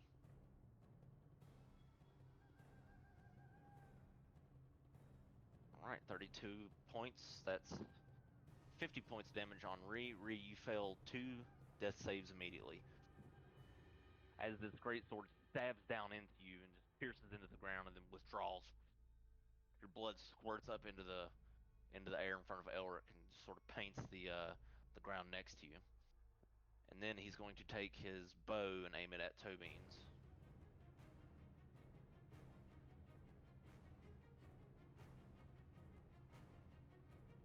20.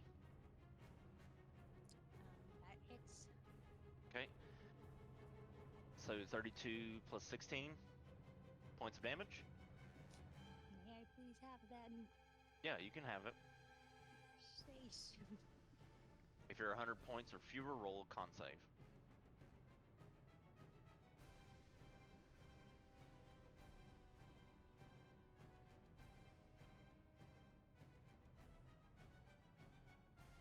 I am above 100. Not dying today. Yep, you just are. So it pierces into you. Let's see. Let's go to that. So the sword, he did that. Longbow.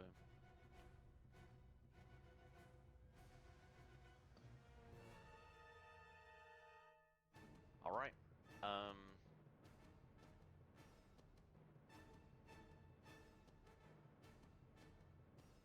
He's going to fly over to here. Shinron's out of range. Daloon, are you flying or are you on the ground? Meant to fly up to him. Okay, so you will get one opportunity attack. A claw attack, I think it is, or bite, whichever one's melee. Probably bite. Okay. Okay, so you try to bite him.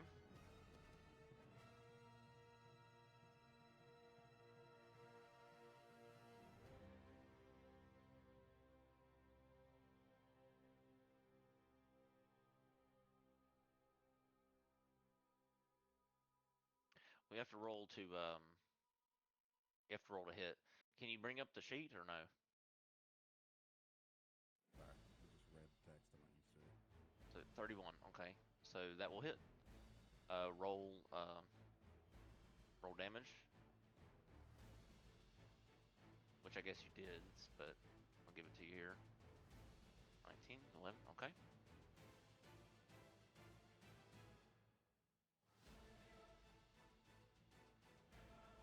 All right, so he gets bit, but flies over to here, sort of dripping blood himself.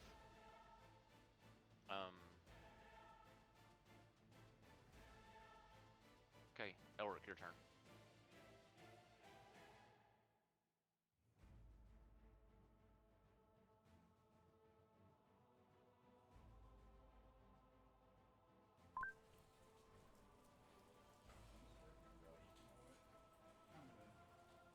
Can I attack the sword? Sure.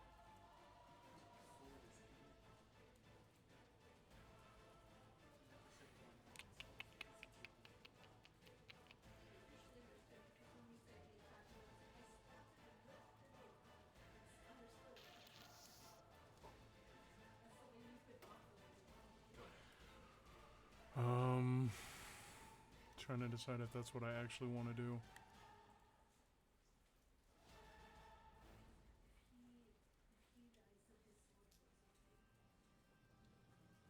Yeah, I want to try and destroy the sword. Okay, go ahead and attack the Divine Greatsword, wreathed in radiant flame in front of you. Alright, I'm going to go into Santoriu and attack it. So I'm going Okay. to just put myself there for now. 15. That'll hit. For All right, so you so you attack the sword. Just sort of makes a clinging sound as if you clashed with it. Go ahead. 28. Hits. 10. Okay. And then 13.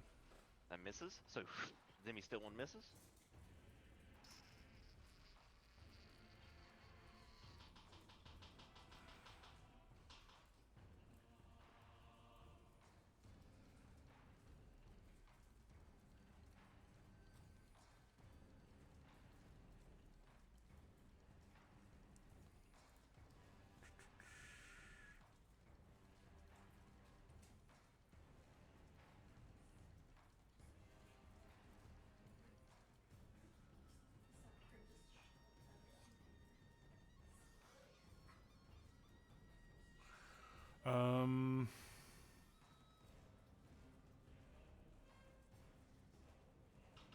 Yeah, that's it.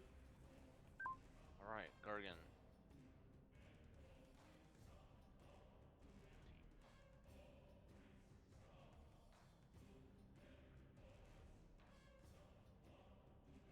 We get to there. Tristani's turn. Alright. Time to hurt Elsie, I think. If that's what she decides to do here. Let's see. Alright, Elsie, so she's going to... okay. So she's going to try to squeeze you. Or actually, wait. No, before she tries this, she'll see if she gets her wrath back. Yes, she does. So this is what she's going to do instead. She's going to center this on... Let's see.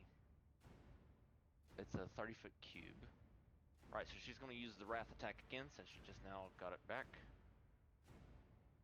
Let's see. Where's the thingy?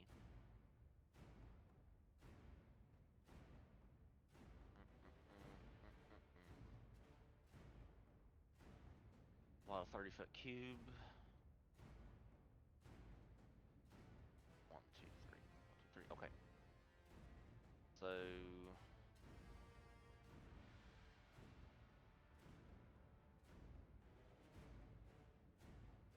yeah, something like this.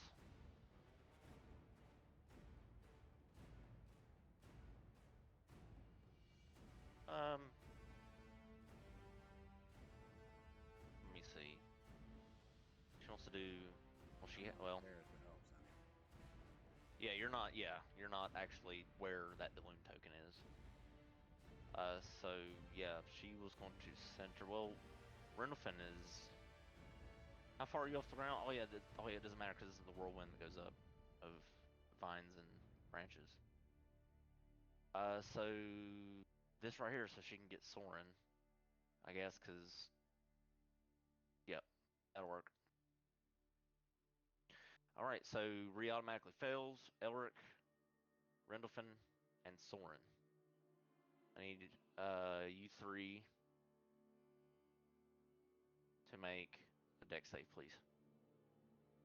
Bree's dead because she can't save. That's right. So as this attack happens, the vines and twigs absolutely bludgeon Ree to death, and you see her corpse stabbed through with these vines and tree branches, and the light in Ree's eyes just sort of fade out as her body goes limp. All right, Rendelfin, Elric, and I gotta do Soren. Okay, that's a Yep, go ahead, Elric. Use your Indomitable. All right.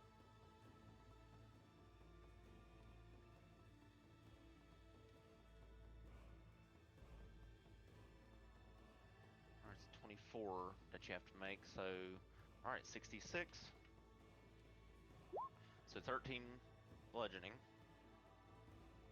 and then 23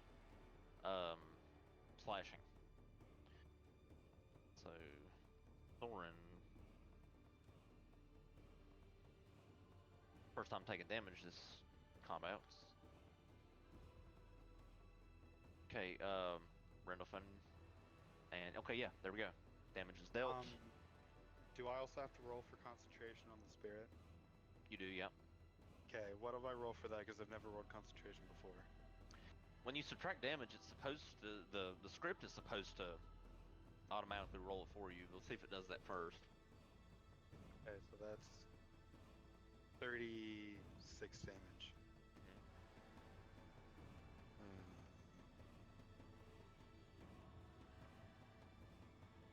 You saved. Yay!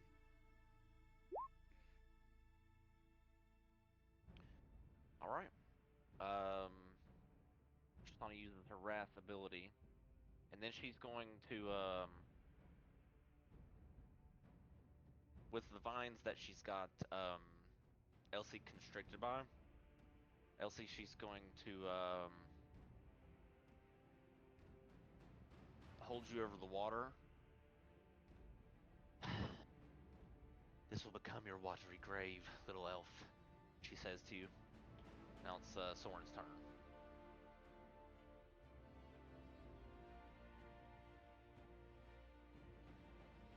Um.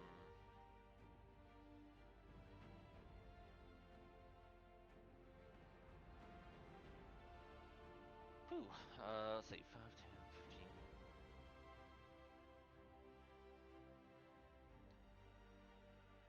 So Soren can actually move to here. He's going to. No, he needs to. He definitely needs to save that slot for teleporting. As the area begins to crumble apart, and the nether itself begins to quake violently. Um.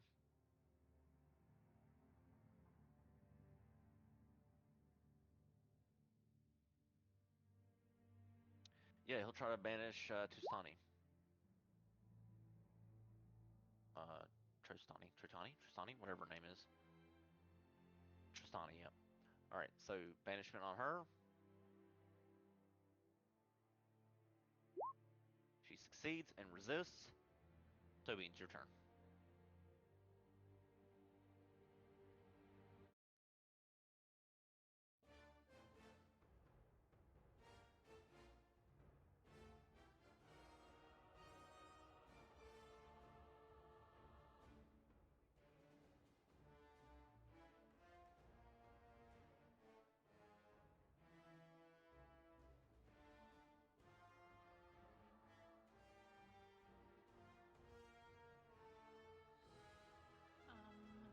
Guess I'm going to move. Let's see. Anything?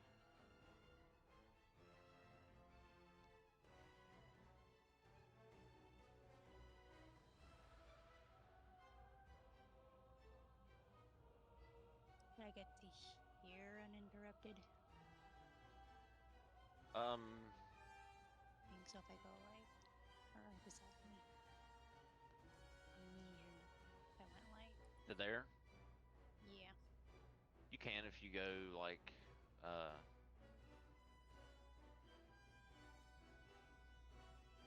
like that.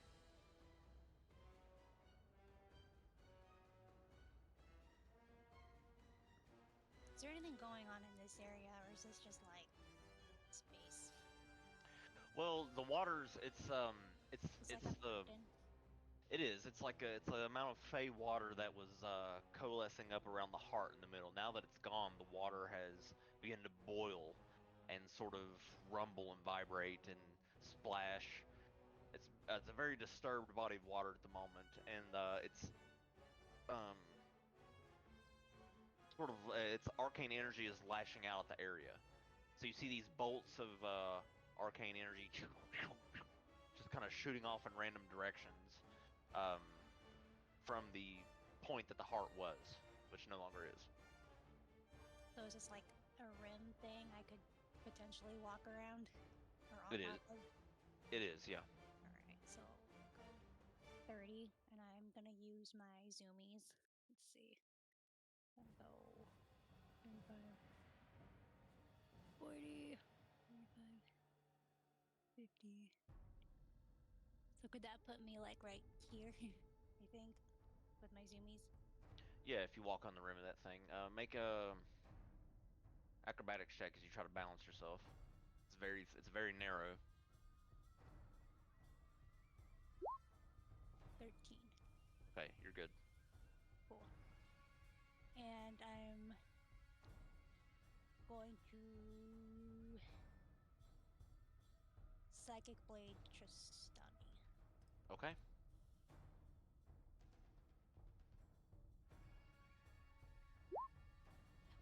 15. Miss. Gonna use my energy die to make that number higher. Sure. Garbage rolls right now. 9. Okay, that hits. 24. Oh, I forgot to put my. I would get sneak right because Elsie's still there. You do, because Elsie's technically in melee, yeah. Let me do Or 8d6.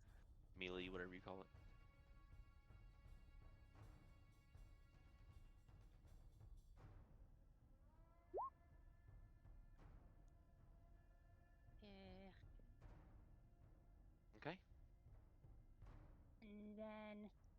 For my bonus action, can I pause button Elsie? What do you mean pause button? Like put the button on her? Yeah. We renamed the button the pause button. Oh, okay. Pause. Got you. The button. Underwater? So Are you the not? I thought you were above. Are you not? Are you in the She's a- water already? she's dangling above water, like Tristani's holding her above the pool, and Yeah. So still within breathable air. I'm not trying to So- drown you. so Tobeans, to use the button takes an action. It's It's a called the. bonus action, isn't it? Oh yeah. Is it? Did we switch it to a bonus? I think we did, right? Because I'm you had it pretty enchanted. Sure. Where'd I my think we button did. thing go? Oh, my button's sticking out. Hey, I feel like I'm you're pretty right. I feel sure like it's we. a bonus action. Yeah, I feel like Lost you're my right button about that. thing, but I believe it is. The button, because yeah, it is. Because you had it enchanted. You had the yeah. Well, properties I had enchanted. it enchanted so I could reuse it, but Right. I believe it's a bonus action. Yes, you can. So you press the button. Here it is. Yeah. All right. You press the button on to, I guess, her belt or something, and Yeah, an article And, uploaded on her. right. So okay, you press the button and activate it, and it sort of holds that fabric in place. Yep, and I think that's all I can do. Hey, Elsie, your turn. The power from your vestige comes back though, Elsie. I know, So I was that's just good. about to say that. So, I would like to teleport out of this stupid grappling and restraint. Use That'll be a interesting. dual charge to grapple to teleport out. Okay, so you end the button, teleport out. And then I'm just going to teleport right next. No, I can't do that because she's. Okay, so I'm gonna go there. So, then yeah. So the holy grenade, so I'd still get Tristani. Yeah. Did not mean to roll initiative. Should have tried to click on save.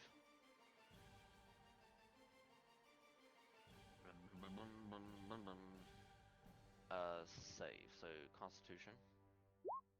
23. She makes it, so she'll take half of 4d10. She's not blind. Okay.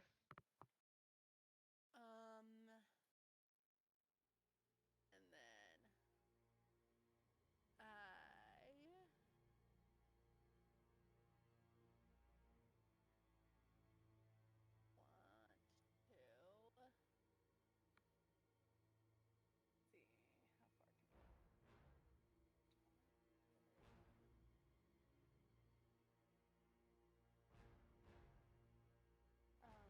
How these are trees, right? How tall are they?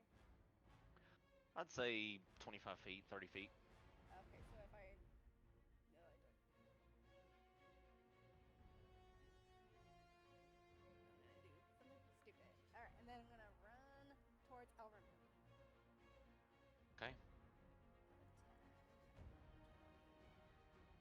30,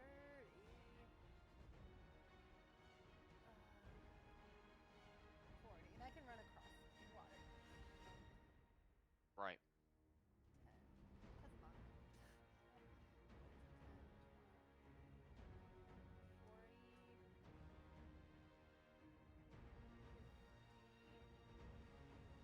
And then, yeah, if I can just run up the trees vertically, because he is monk, can I get to him?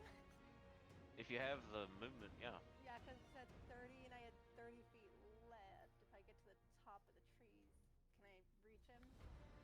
Melee? I'd say yeah, Okay. because you have enough movement, yeah. So yeah, so then I'm just gonna try and hit him twice. And literally, it's because of monk. Because monk. I mean, I can find the technical things, but monk. No, it's yeah. You're at the level you're at. You can use your key to run across surfaces and yeah. Cross water and up vertically, so yeah. Yeah.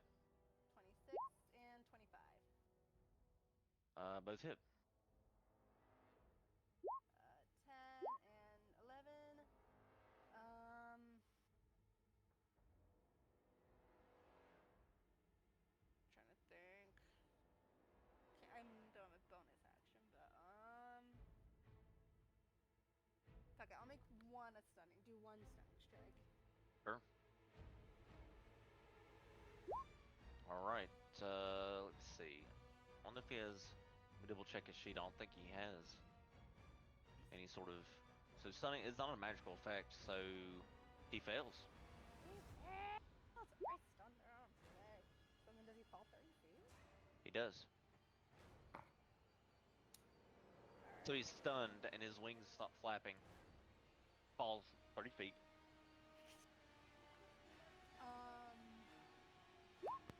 Takes 4 damage. And that is all I can do for this turn. All right. Good job, Elsie. Take that other status off of him, whatever this shit is. There we go. All right, Daloon. Amethyst Daloon, you're up.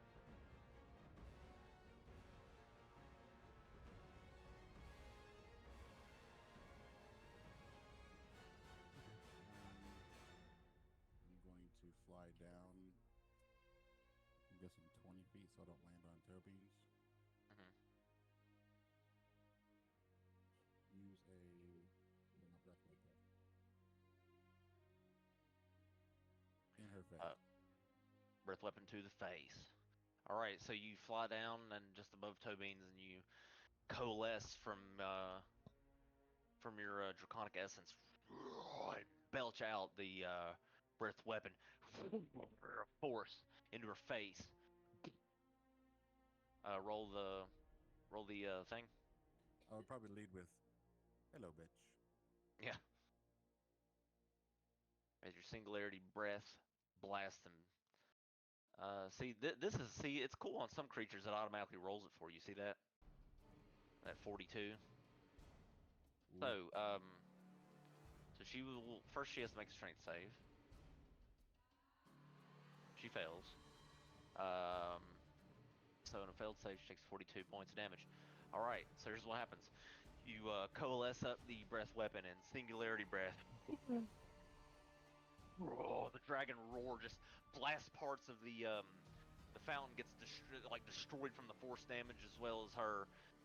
Tristani goes flying against the stone wall here. Is killed from the attack.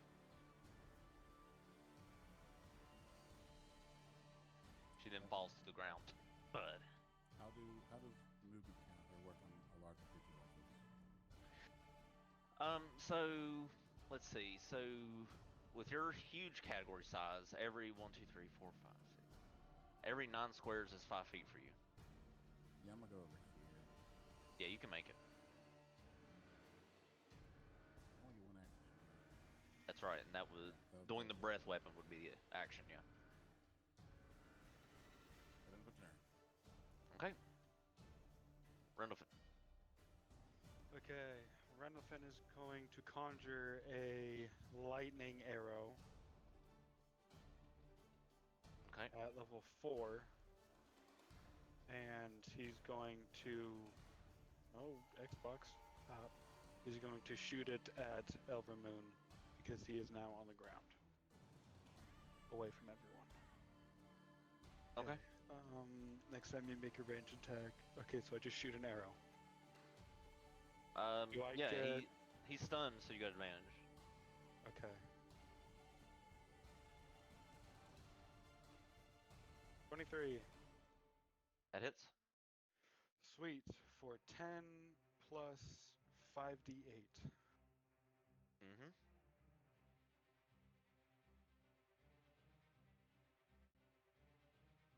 All right, so okay, blah blah blah. 48 on the hit. Okay. Yep. And okay, whether you hit or miss. Okay, each creature within 10 feet. So that's Elsie Well, and he's... Amethyst Loon. So, he's on the ground. Elsie said she's 30 feet up in the tree, and Oh, Daloon Elsie, you didn't. is 10 feet up in the air. Okay, I thought Elsie was still. No, So I was that's... out of movement at top of the tree with the last bit of movement. So Yeah, so both Okay, of so- them should be out of range from taking the damage. So yeah, the Amethyst Dragon's just out of range. Okay, gotcha. And then He's gonna fire another arrow. Just a regular arrow, because he uses lightning arrow. For That hits. 30. For 10. And then Shenron. How do you want to do this? Oh, okay. So the second arrow I want, or the first arrow I want to like blow a hole in his stomach, and then the second arrow just go directly through his noggin. Okay, so the lightning arrow explodes and rises, and it sort of is angelic ichor sort of sprays out, and then an arrow flies between the Luna and Elsie and pierces him right between the eyes, and you see like his eyes begin to glow.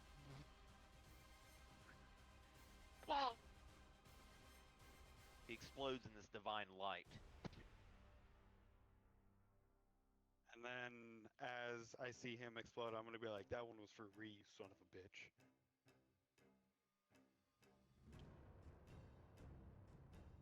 Am I large enough to carry people out of the caves? Is there an exit that looks to be somewhere around?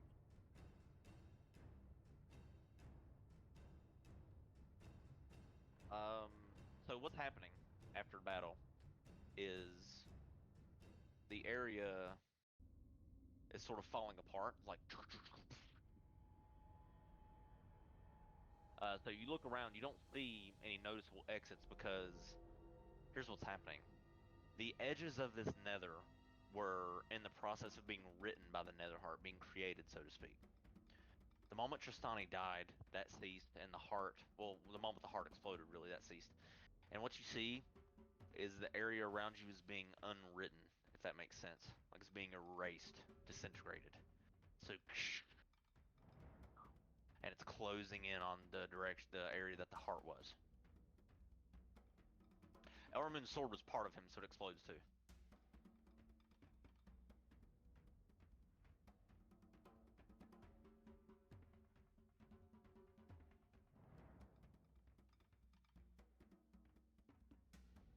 Or actually, I don't think it explodes. Let me look up how this works. Because I want to see if I have enough time to like crouch down so everybody can land on me and just fly all of us out of there.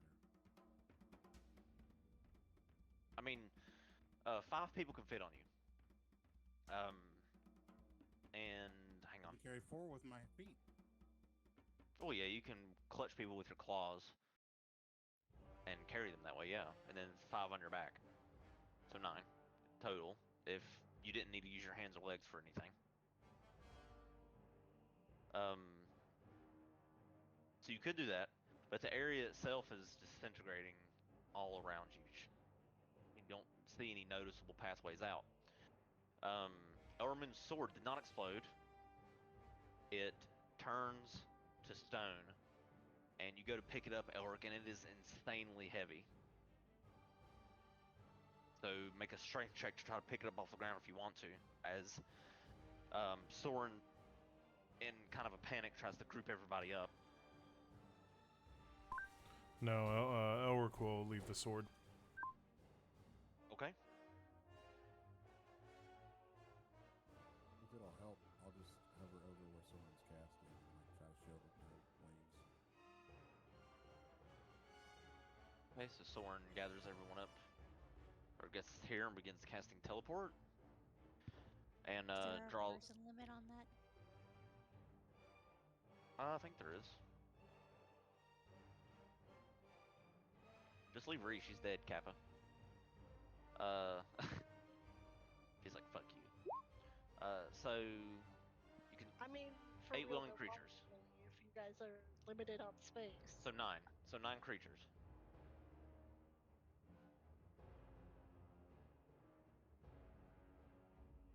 Shenron can be resummoned. I think dismissed and resummoned, technically. Yeah, I haven't used my free resummon, so I'm just gonna snap my fingers and just be like, "I'll bring you back in a second," and then I'll dismiss him. Okay, dismiss him into the ether.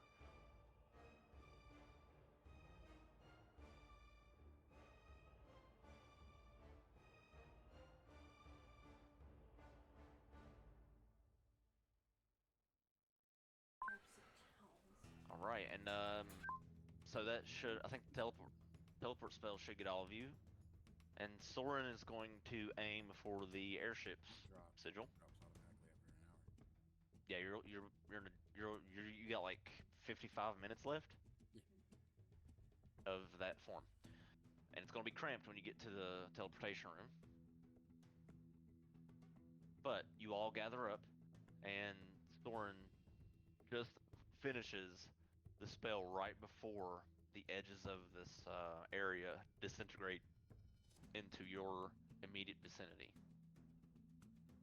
So let me group you all up.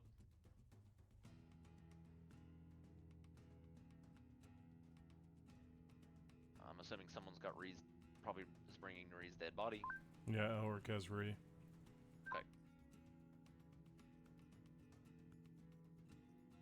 Alright, teleport to the airship.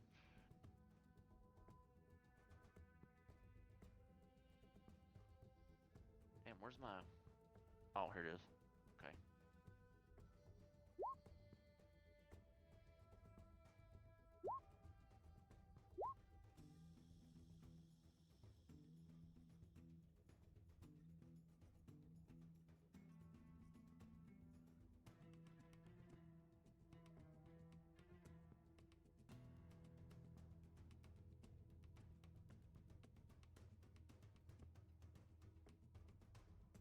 Alright, so you're teleported out of the space.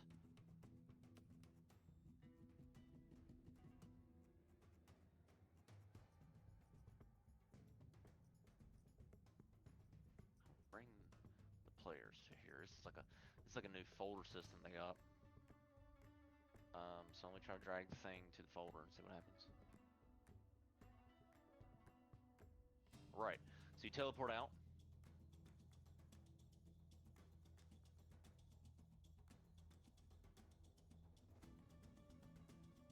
Why is it not?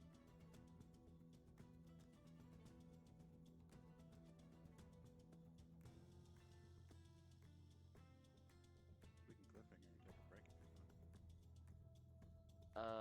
No, hang on. Oh yeah, if you want to take the, yeah, if you want to take a break now as you teleport and re-emerge on the airship, yeah, let's go ahead and take a break now since we're past it. As I figure out why this isn't working.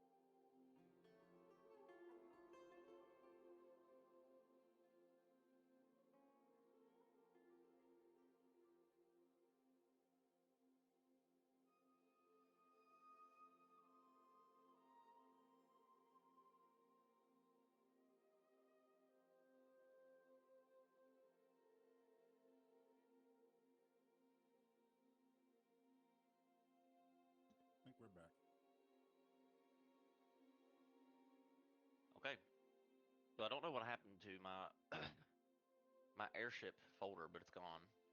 So I'll have to remake some new airship maps, but we'll just use Theater of the Mind like it's supposed to be anyway. You guys teleport back to the ship, slightly crunched into the teleportation room since uh, you have an adult dragon in the room with you. I'll go last.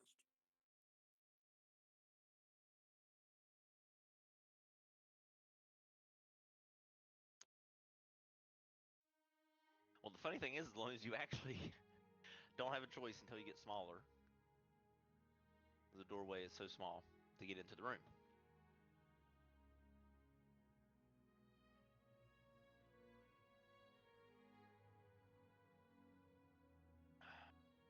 Unless, of course, you want to destroy the room somehow. Hard pass.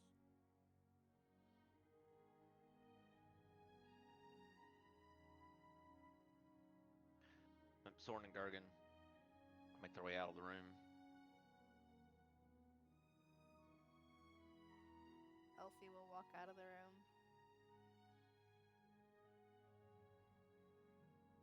The captain will come over the comms. I sense that you're back. Oh, you made good timing.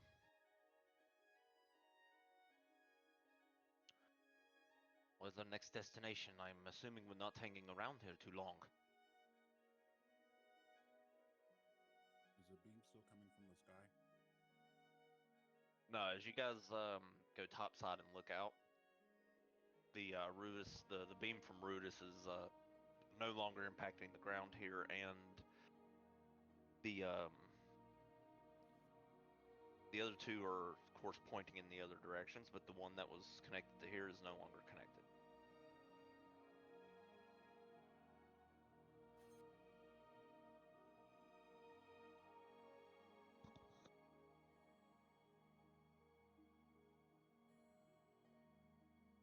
I mean, we're sort of nearby.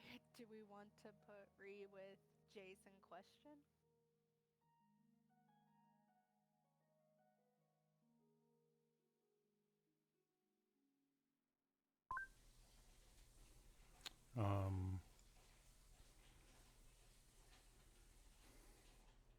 Before Elric answers that, is there any sign of Keldrig? The dragon? Mm-hmm. You get this. Where is he? Is he in the bag of holding? Oh, that's right. He's in egg form.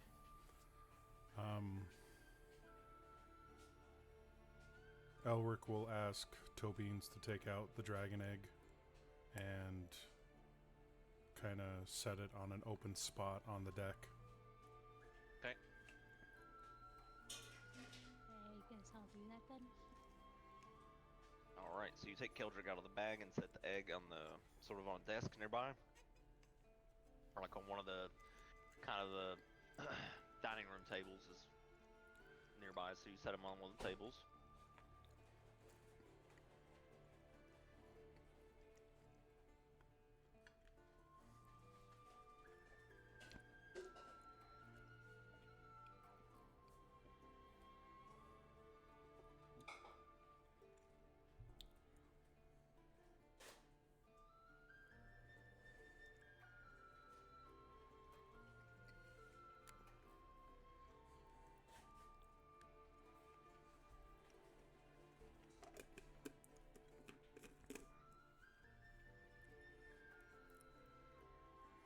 Do we notice anything happening with the egg?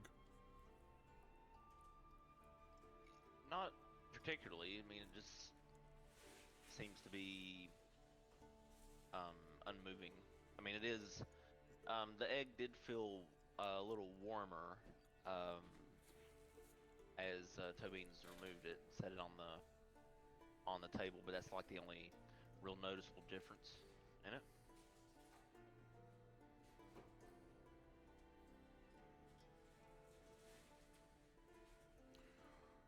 Elric will say to the egg, Keldrick, if you can hear us, you're free. And then he'll turn and walk away and he'll mutter under his breath, Better be worth it. And he'll go, Elric will go seek out the captain.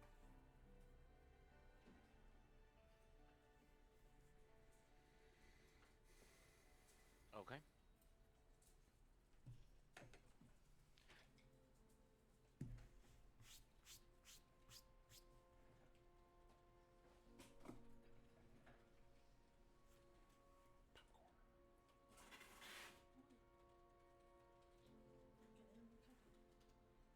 All right, the egg sort of shifts in place a little bit as you say his name.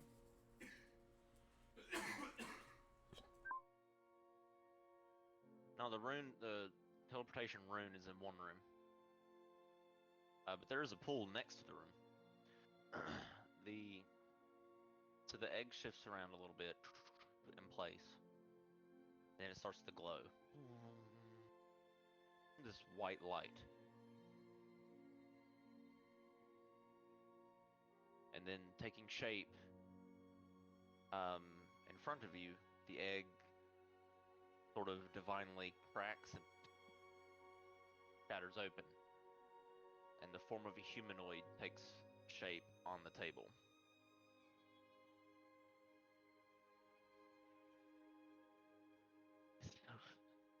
Nice to be free and breathe the free air, Keldrick says.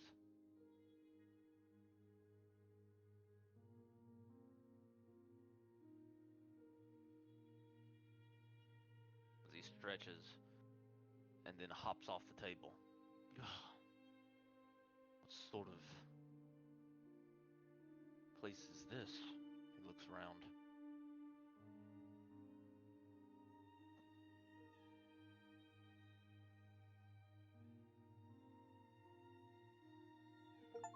It's an airship?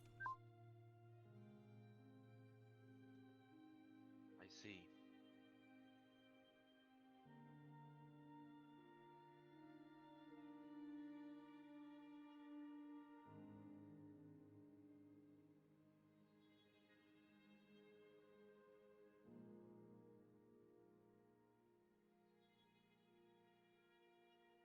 An airship. Don't see many of these. But then again, I have been captive for quite some time. Are you hungry or need any food or anything? Not particularly.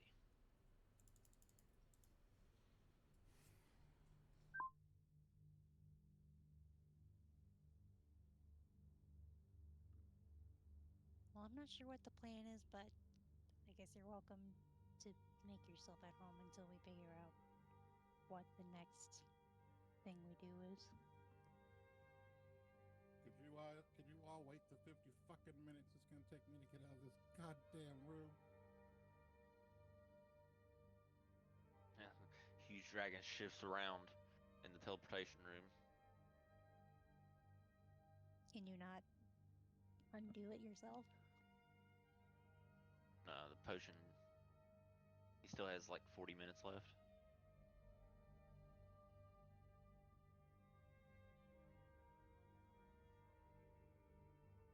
Actually, Soren will cast Reduce on you, Dwayne. Thank you. Now you can fit through.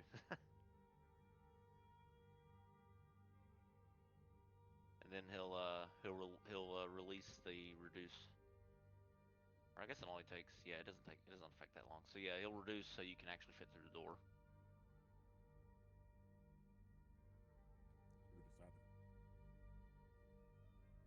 Did we decide where we're laying her to rest?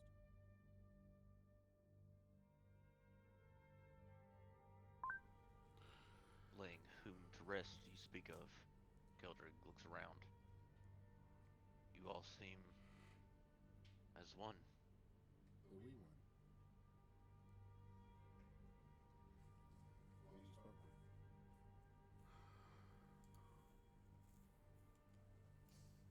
Elric will come back down from talking to the captain, and we'll say, we're taking a detour to Jace is in Question's resting place.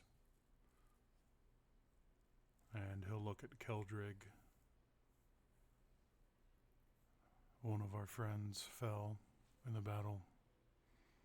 The one you spoke to in the other realm.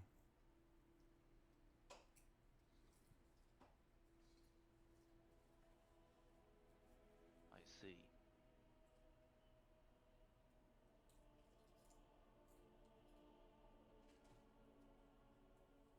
This came at great cost to you, I see. She was a mighty warrior. And her connection to her deity was strong.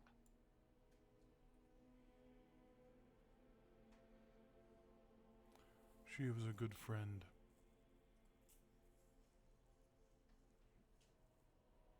We know that there are magics and spells and such that can bring someone back from the dead, but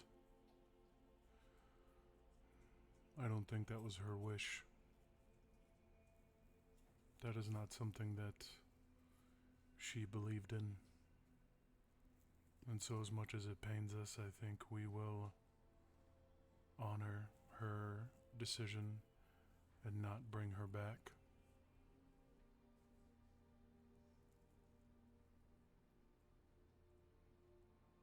So we go to lay her to rest.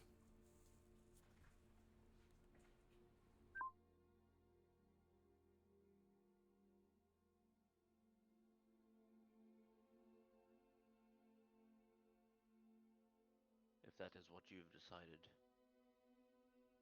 then so be it. Keldrick looks around. I'm inclined to believe otherwise. As payment for freeing me, I could breathe life into her corpse and bring her soul back from the tethered otherworld.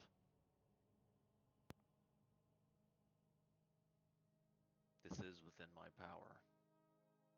Is there any way we could talk to her, like do a speak with dead sort of thing? No. See if that's.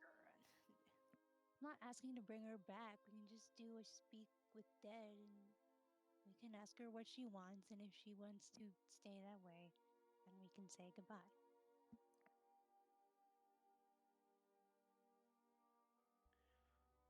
I feel like we already know what she would have wanted, considering how she acted when I brought Elsie back. I don't I don't necessarily see a reason why we would need to do that when we all know what she would want. So I I'm with Elric on this one. You don't even want to say goodbye and just do speak with dead.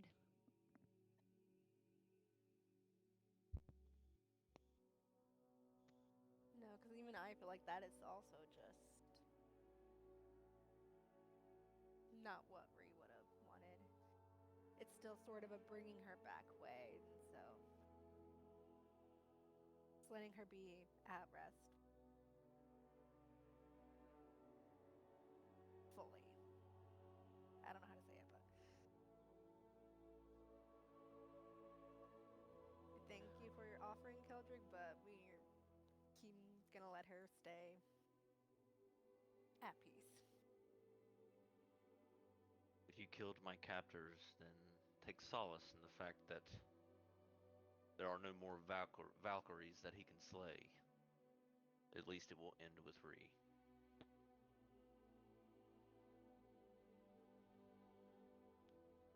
That's supposed to make us feel better. He shrugs.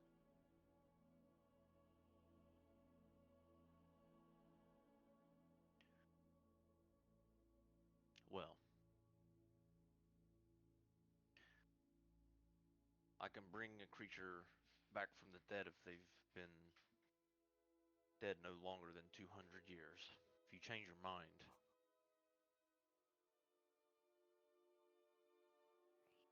you'll find me among the courts of Azimuth.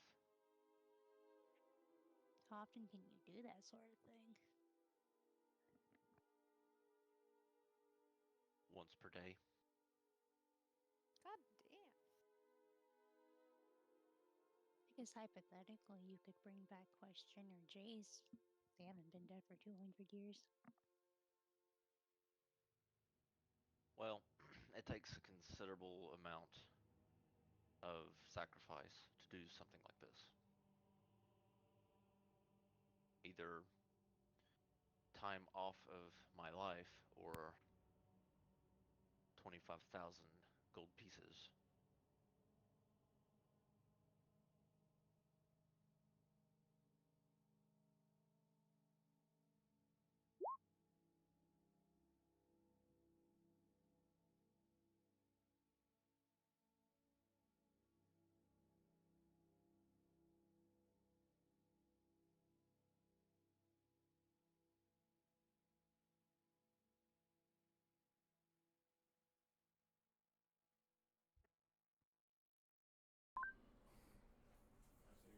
We'll think about it en route to the ship.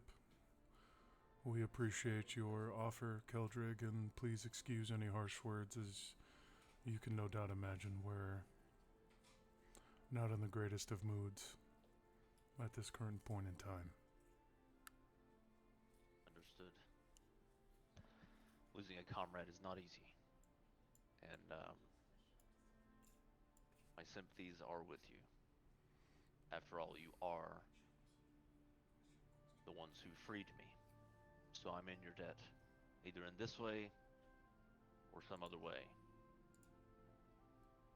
Now, I will make my way to Queen Azimuth and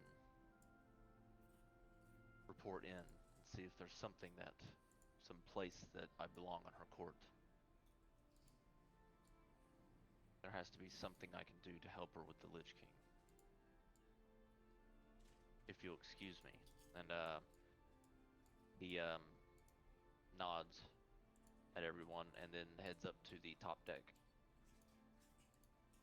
Tell her she still owes us a banquet.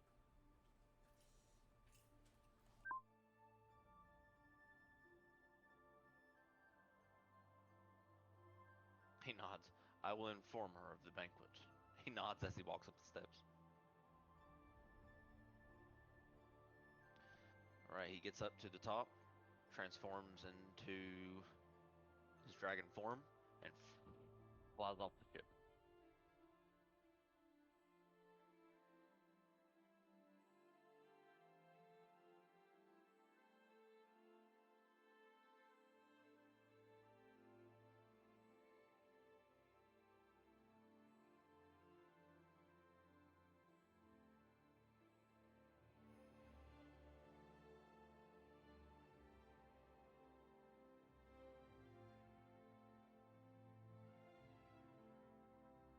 Alright, so I guess we start flying in the airship to Jace's and Question's grave. To start that journey there. Is that the plan? Yes. Okay. So the captain begins, which I think Elric probably told the captain when he went up there, most likely. The captain's been making his way in that direction, towards the gravesite.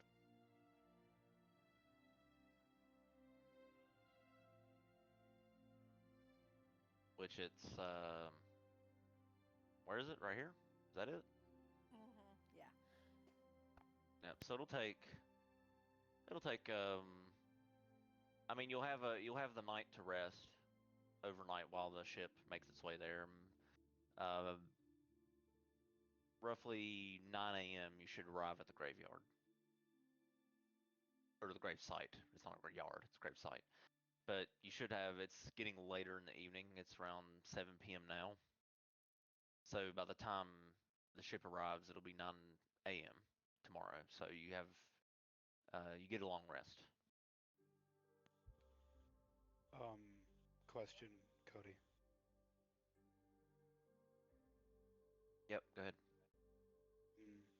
Do I have? I know we didn't discuss this previously, but does Rendolphin have any way of communicating with his guild while he's away?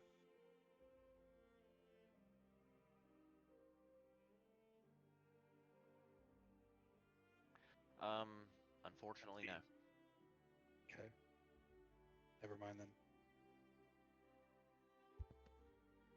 I mean, there are means to communicate with them, but not as instantaneously as like a sending stone or something like that.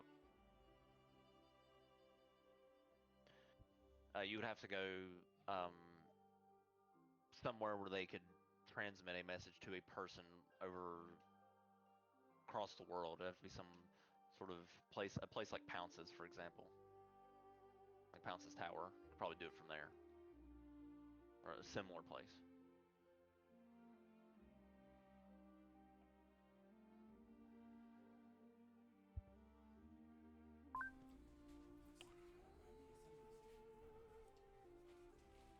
Elric is going to go into the room with Ree's body during the trip. Okay. And he's going to spend. He'll stay up all night if he has to. So if he gains exhaustion, that's fine. He's going to try and speak to or somehow communicate with Verona.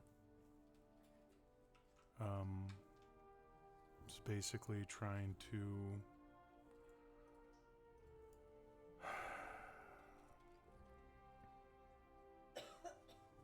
is kind of what, in a way, Tobin's was suggesting about either speaking to Ree's spirit or even wondering if this is something that Verona would allow, based on his talks with Ree and her beliefs and what he thinks he understands, what Verona believes or what she works towards.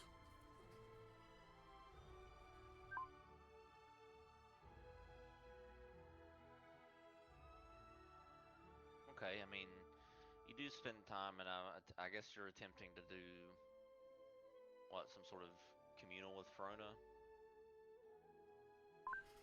I guess. Essentially, Or, yeah. Essentially, just trying to get, like, he's not expecting Verona to right in front of us, right. but just he's trying to get some hint of, we've decided this, but I mean, obviously they're, until Rhea is laid to rest, and even then, they're still gonna second guess themselves. So he's trying to, maybe a little selfishly, trying to get some closure, finality on the decision, if that makes sense.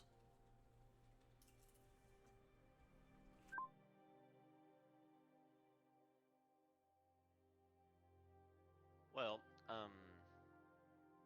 so as you do, Ree's corpse lays there, I guess, on one of the tables or wherever she's at. And in the room, as you're sort of mulling it over and sort of thinking to yourself and thinking back, um,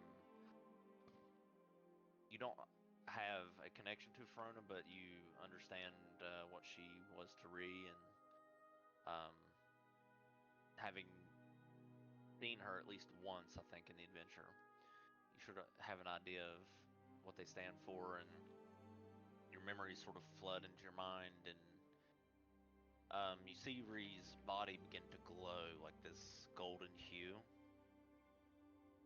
and her wings stretch out one last time from her back, and then slowly wrap around Ree's body like a cocoon.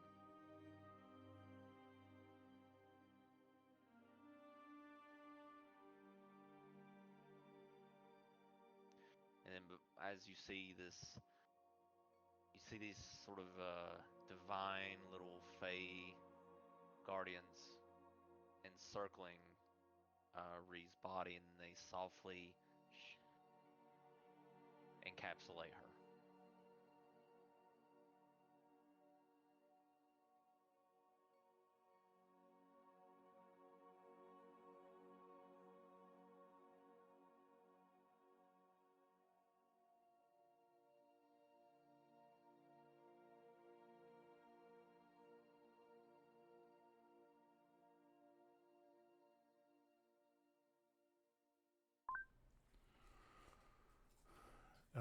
now, will.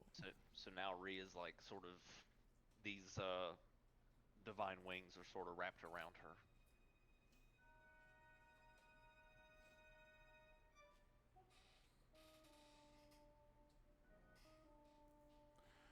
Elric will, with tears in his eyes, will kind of look at Ree and kind of smirk and then slowly nod his head in understanding or what he interprets as Ferona's will. And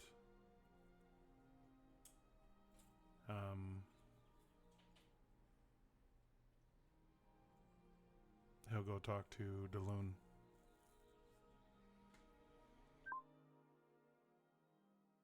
Okay. So, yeah, all right. So you go talk to the loon.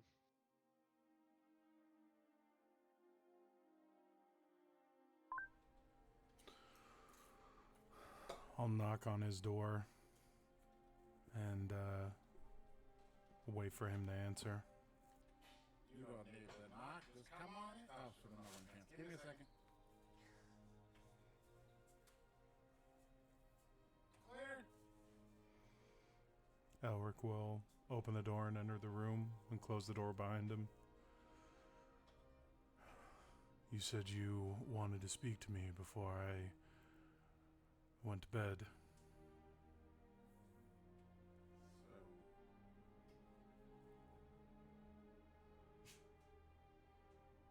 oh, the last part's kind of hard. It was indeed. I would have approached you and asked if I could pull 2 more cards. Like it's very beneficial to us. Or you're down 1 guy. And that's probably a low probability.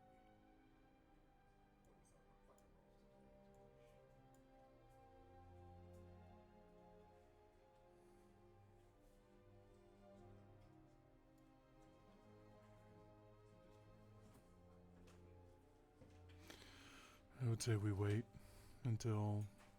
I'm not denying you your choice. It's your choice at the end of the day. And I will present the deck to you to pull however many cards you want. I would say let us bury Ree first and get away from the airship before we pull any more cards. Oh, yeah, not immediately.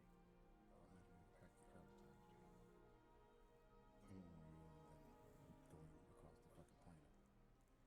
Something to think about. Tell you what, after Ree is put to rest, I'll hand you the deck and you pull as many cards as you want. I have a feeling that even though it's, in a way, it's stupid, and as even now I can picture Ree standing behind me with her arms crossed, tapping her foot, looking at us going, we should not tempt fate. Especially after the fight we just had, I think we need to stack fate as much in our favor as we can, and if that means we need to cheat to do it, so be it. I don't want to bury any more friends. And if that means we have to cheat to do it, so be it.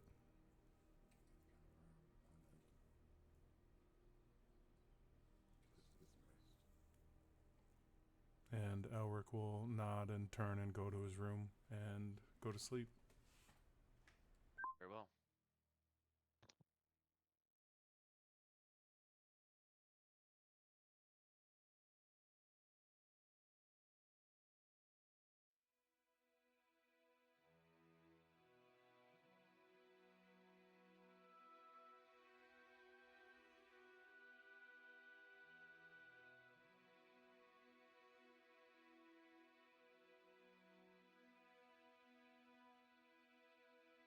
Um,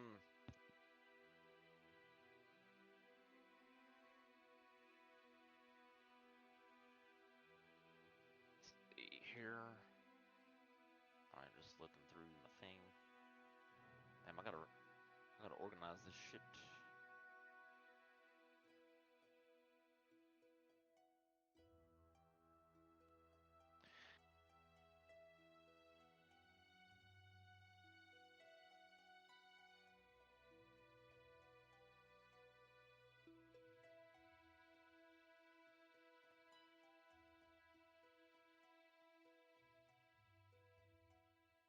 Okay. Um.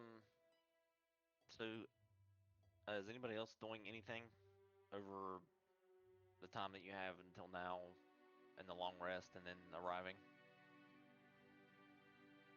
I was just thinking Elsie's gonna be like at the deep end, like inside the pool, just sort of like meditating inside underwater. Okay.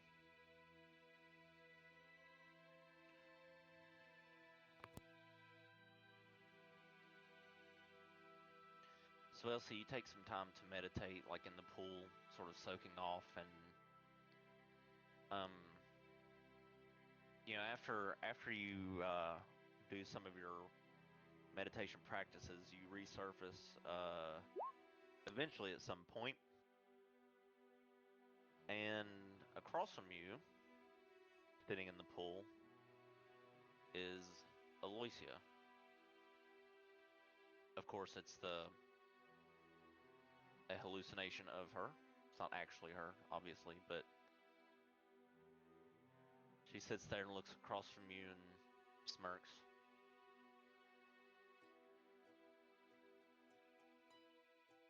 Well, well, well.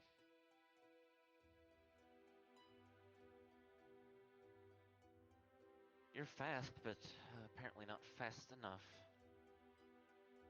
It's a shame. You could have brought me. Ree would not have had to die. And one of her fingers sort of circles the pool, like she's got like the tip of her finger and the top and the breaking the surface of the water. She's making small circles with it.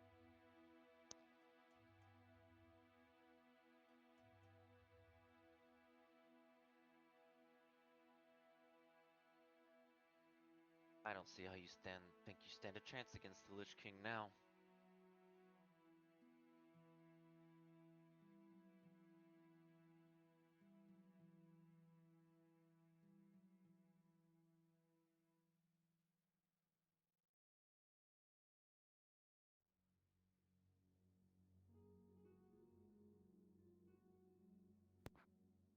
Just gonna stare at her and then tell her, first opportunity I get, I am going to kill you. Oh, come on, Elsie. You asked for this. Yes, The, I the way did. it, the way the way I see it, this is your fault. If you had freed me and brought me along, I could have handled all this mess for you, but now you've lost one of your precious forge keepers.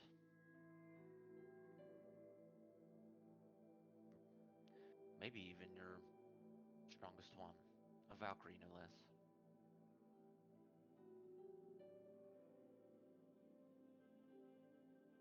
Really sad.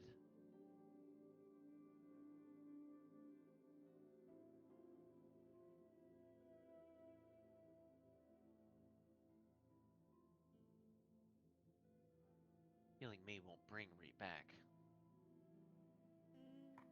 No, it won't, but it'll make me feel better.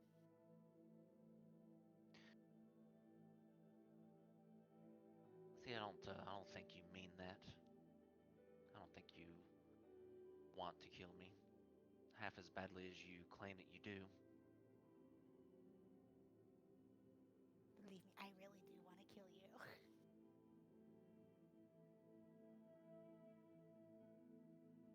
Keep telling yourself that. And she rises from the pool.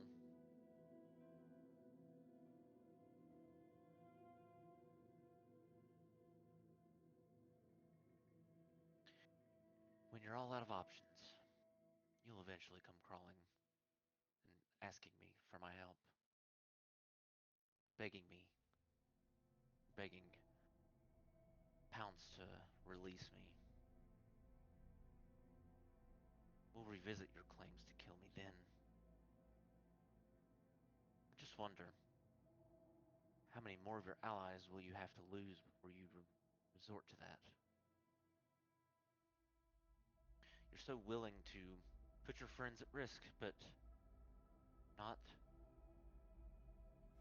someone like me, someone that you hate. Interesting. Something to think about. I'll see you again shortly. She smiles and then fades out of existence from She your mind. fades. I'm just gonna flip her off. You hear a slow laugh as you flip her off, like a waning, evil laughter from her. And I'm gonna go back under the water and meditate more.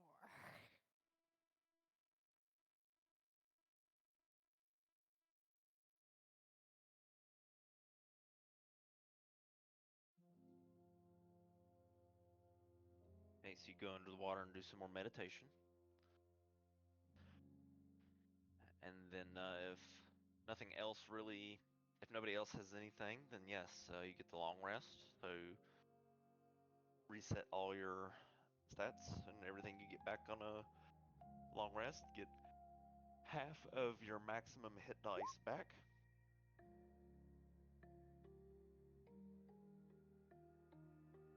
And you arrive at the gravesite roughly around 9 a.m. The captain announces, "We've arrived."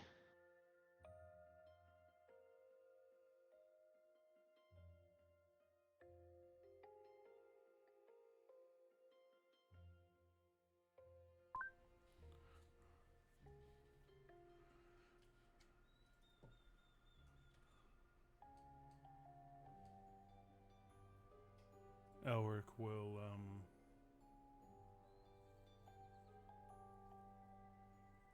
he'll ask Gergen. He'll find like a bed sheet or something, some thick material to rig up a sort of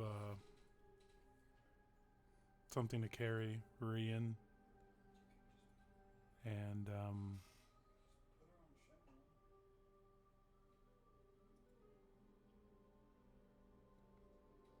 we'll get that all set up and carry her to the to the burial site. Very well. Gergen nods. Yes, I'll do that. And he will go get a sheet and a few and like sort of wrap her body and around in it, and he looks over. Um, he looks and notices the Holy Avenger and says, "Well, I don't think either of us can wield this anyway, so perhaps we should bury it with her."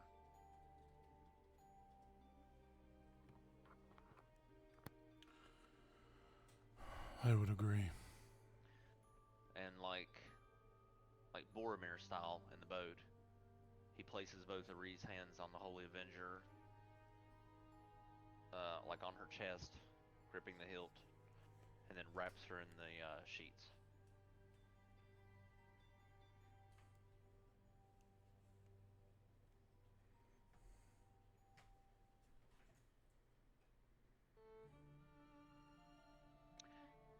All right, and then Gargan begins to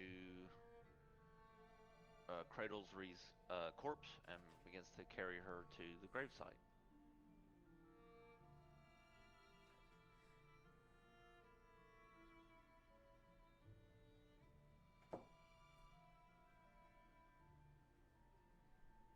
You guys get down there to the gravesite, and you see um, not much beyond weathering on the gravesite of Question Jace. You do see in the gravesite of Question that there has been visitors. There are some there is like this really nice cobalt soul um, sash that's sort of wrapped around and weaved in between like some stones that are on Question's gravesite now. So somebody came and decorated it a little bit. At first, I thought you were gonna say they were like grave robbers or something. Yeah, bird shit all over it. Not kidding.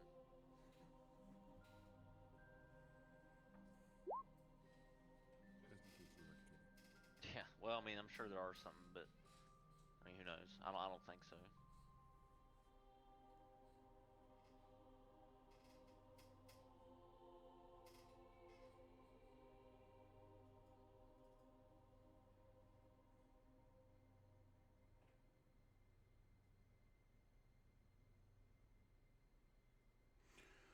Um,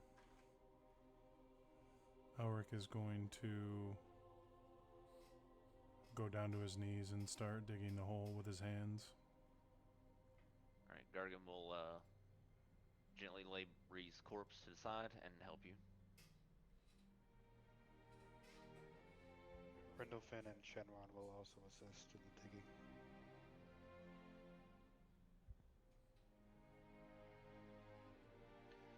Okay, with the three of you, I'd say it takes at least 15 minutes to get a decent grave dug out for Ree. And so Gargan will cradle Ree gently and lower her down into the grave.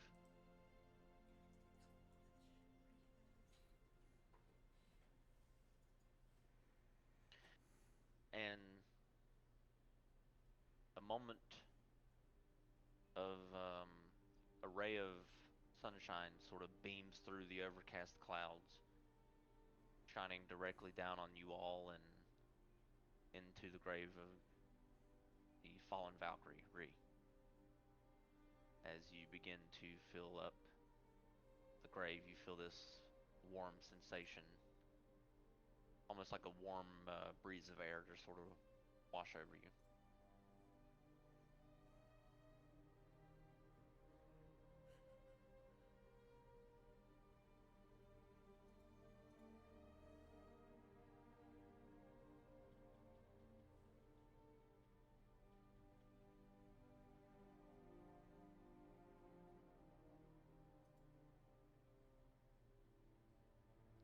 And you finish burying her.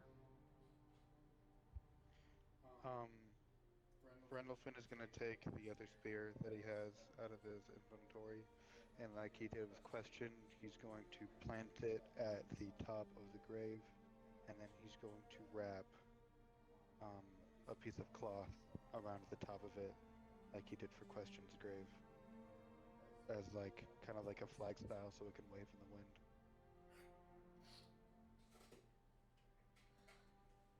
Okay.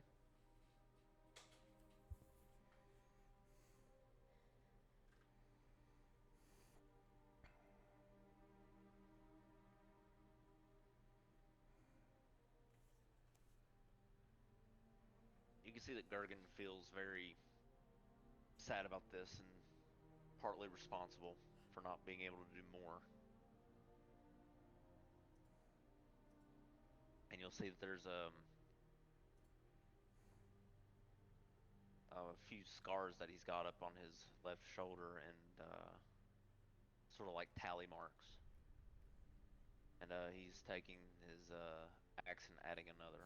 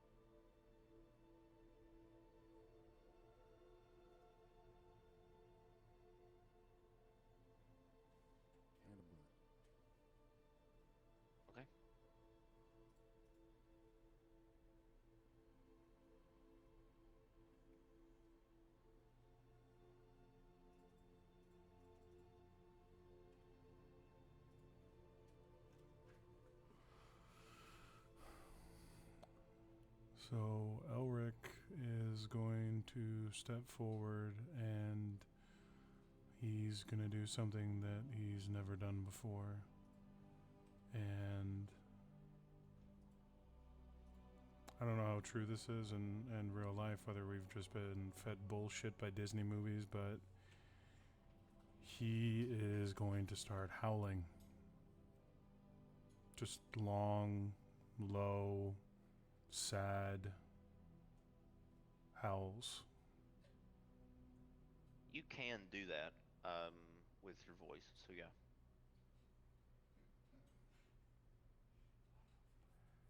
And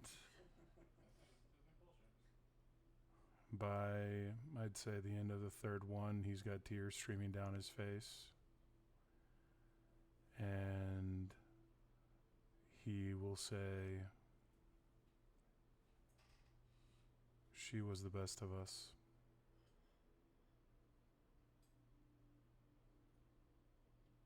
And then he will just stay quiet.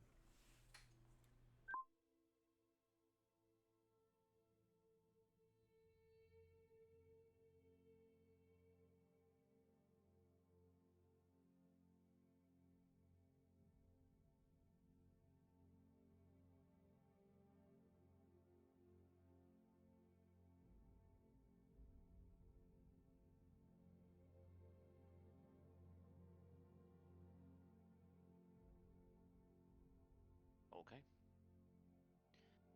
You all have a moment to grieve, as long as you need, before you head back to the ship.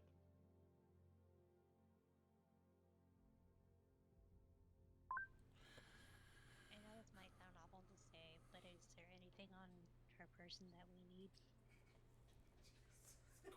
Storin, Storin will speak up and say, "I took the liberty of removing her magic items at least, because if you recall, she wasn't greedy in life, and I don't think she would be so greedy as to take it with her to the grave. She had no value in these items. You all know that as well as I do. So, if she knew that we could make use of them, then we should have them."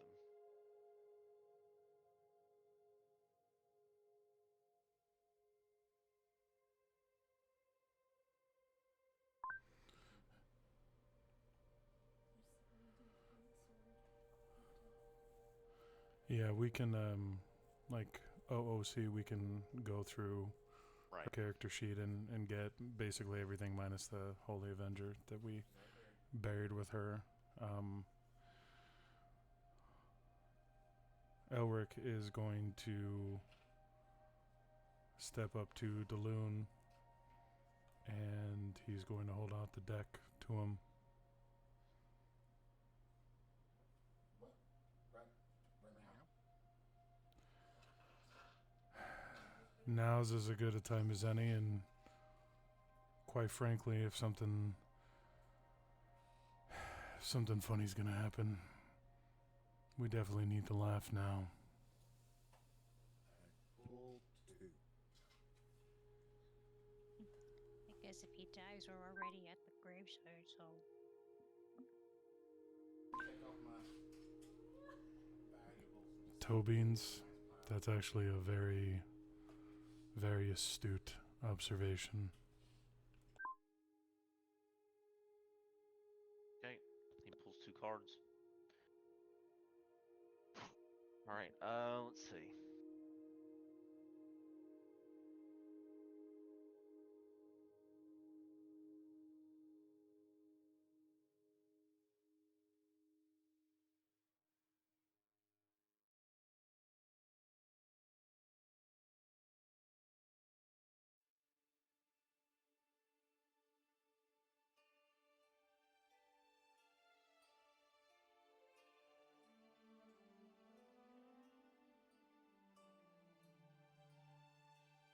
Okay. The first card you pull is the 2 of Hearts.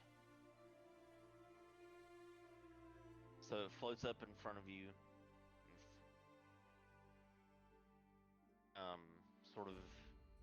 incinerates itself arcanely as the image of the gemstone on the back of the heart, or two of hearts, incinerates.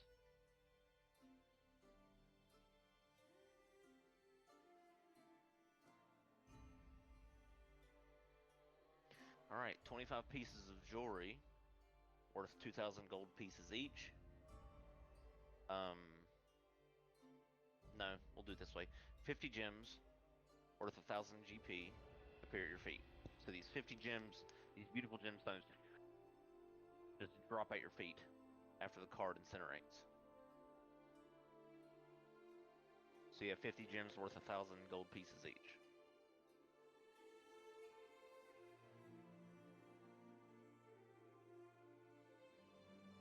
Eventually, I think I'm going to.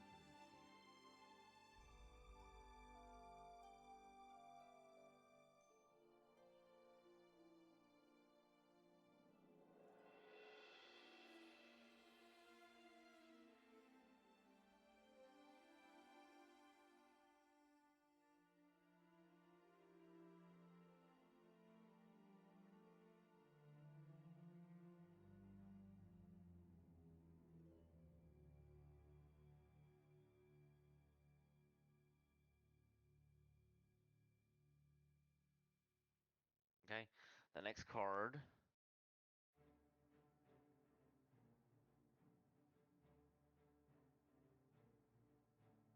is the Two of Diamonds. So it has this image of a comet on it as it incinerates once it floats out of your hand and into the ether. So, if you single-handedly defeat the next hostile monster, group of monsters you encounter, you will gain a level.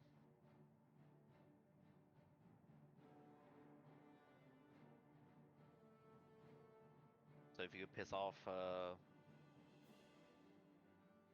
goblins and kill them, that'll count. An angry-looking chipmunk or squirrel around. Yeah, just any kind of hostile monster or group of monsters.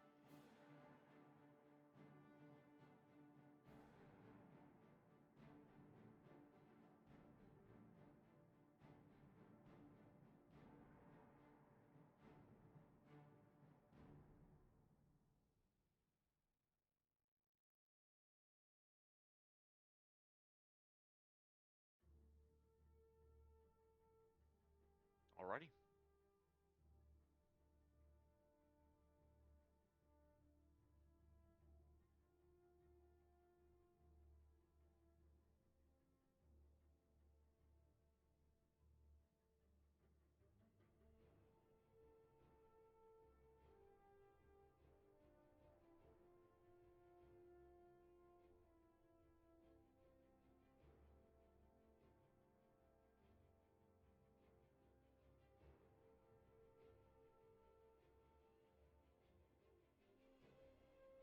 So, after drawing the cards and laying Ree to her grave, I suppose you all make your way back to the ship.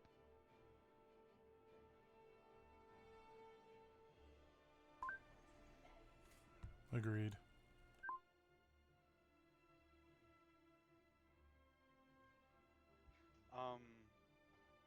Rendolphin would also like to pull a card. He hasn't pulled a card yet.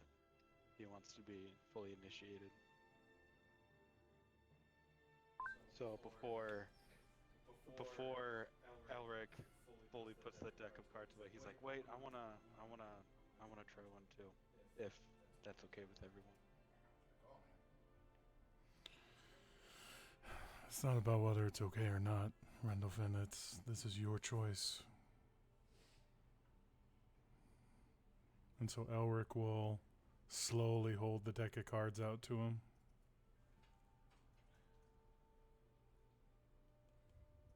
Okay.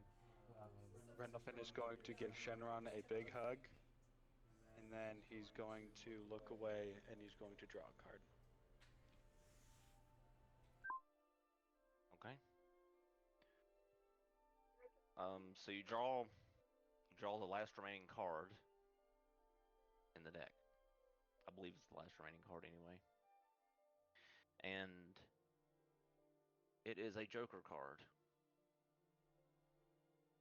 It has a picture of a fool on it, and it incinerates.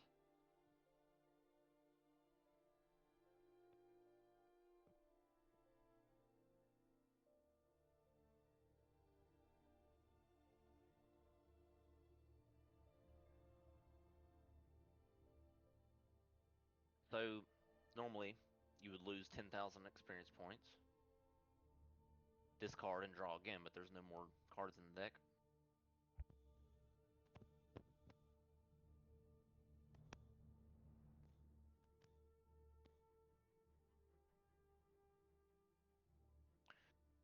And I don't think it's fair to come up with some sort of debuff.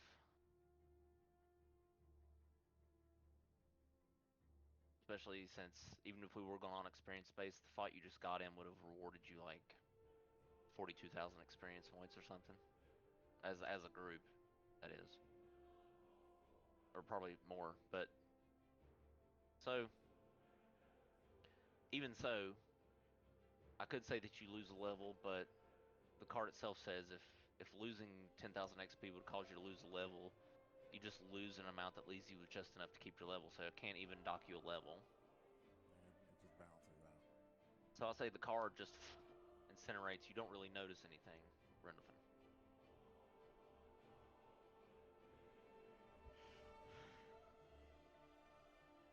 Okay, he's gonna open his eyes and he's gonna look down at himself and he's gonna be like, I don't feel any different. Am I supposed to feel different somehow? Some big and magical supposed to happen? And he's looking at Elric like, what the fuck is supposed to happen? Elric will just smile at him and shrug. Every card is different. And then Elric will make his way back to the airship.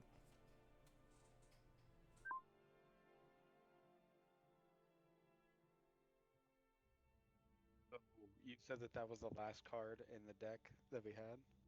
Yep. Okay. So the pouch that the cards were held in fades from reality.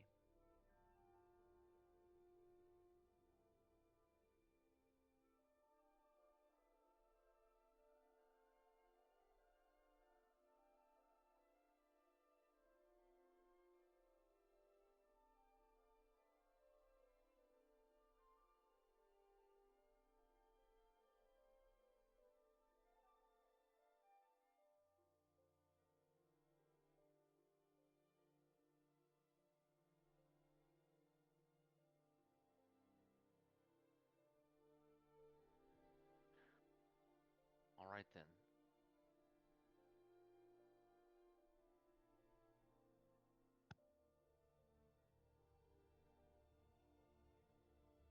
You guys make your way back to the ship.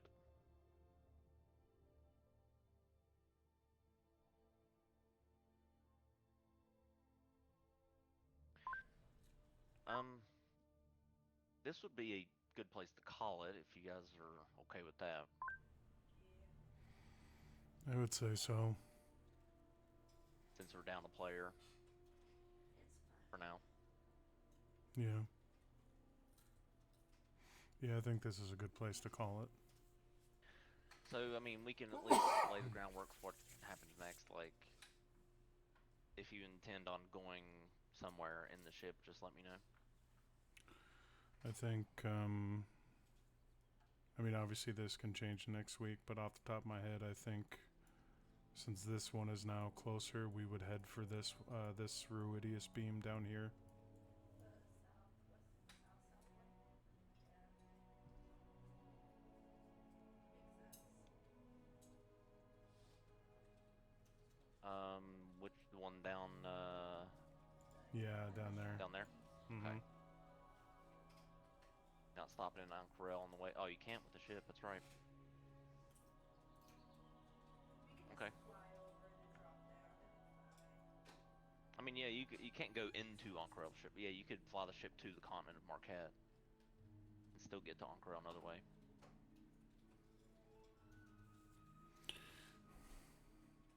Over the week, if we pay, if it's okay with, I guess, Sarah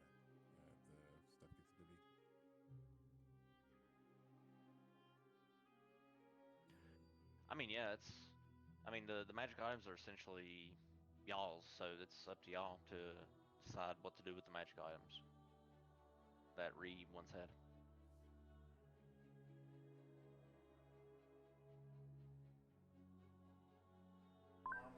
Yeah, we can figure it out. Sarah said she can take a picture so we can just figure out what to just add to the bag of holding, so on and so forth. Yeah, we can knock all that stuff out.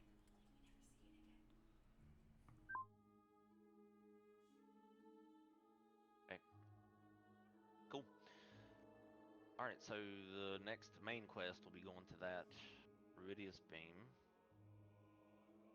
You guys can decide if you want to stop by Marquette or anything on the way there, or whatever you want to do. I mean, it's quite the journey in the airship.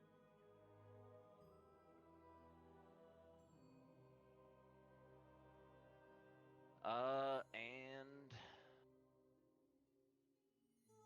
Sarah gets the chance to be a new character, so that'll be cool. I mean, I can pick one from the list of 23 different backup characters that I have. I'll look into that and see which one fits. Yeah, so you got some time to really comb through that and figure out who it is, and then we'll as we always do, we'll work up a you know backstory and all that. All right, but in the meantime, let's convene here and or convene next time.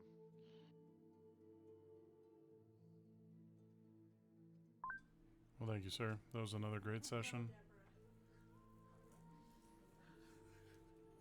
Of course. All right. We'll talk to everyone next week. Y'all have a good one. Happy Easter, everybody. Bye bye. I mean, if you guys did revive food, it would be very on thing for Easter. Like what? Since you guys did revive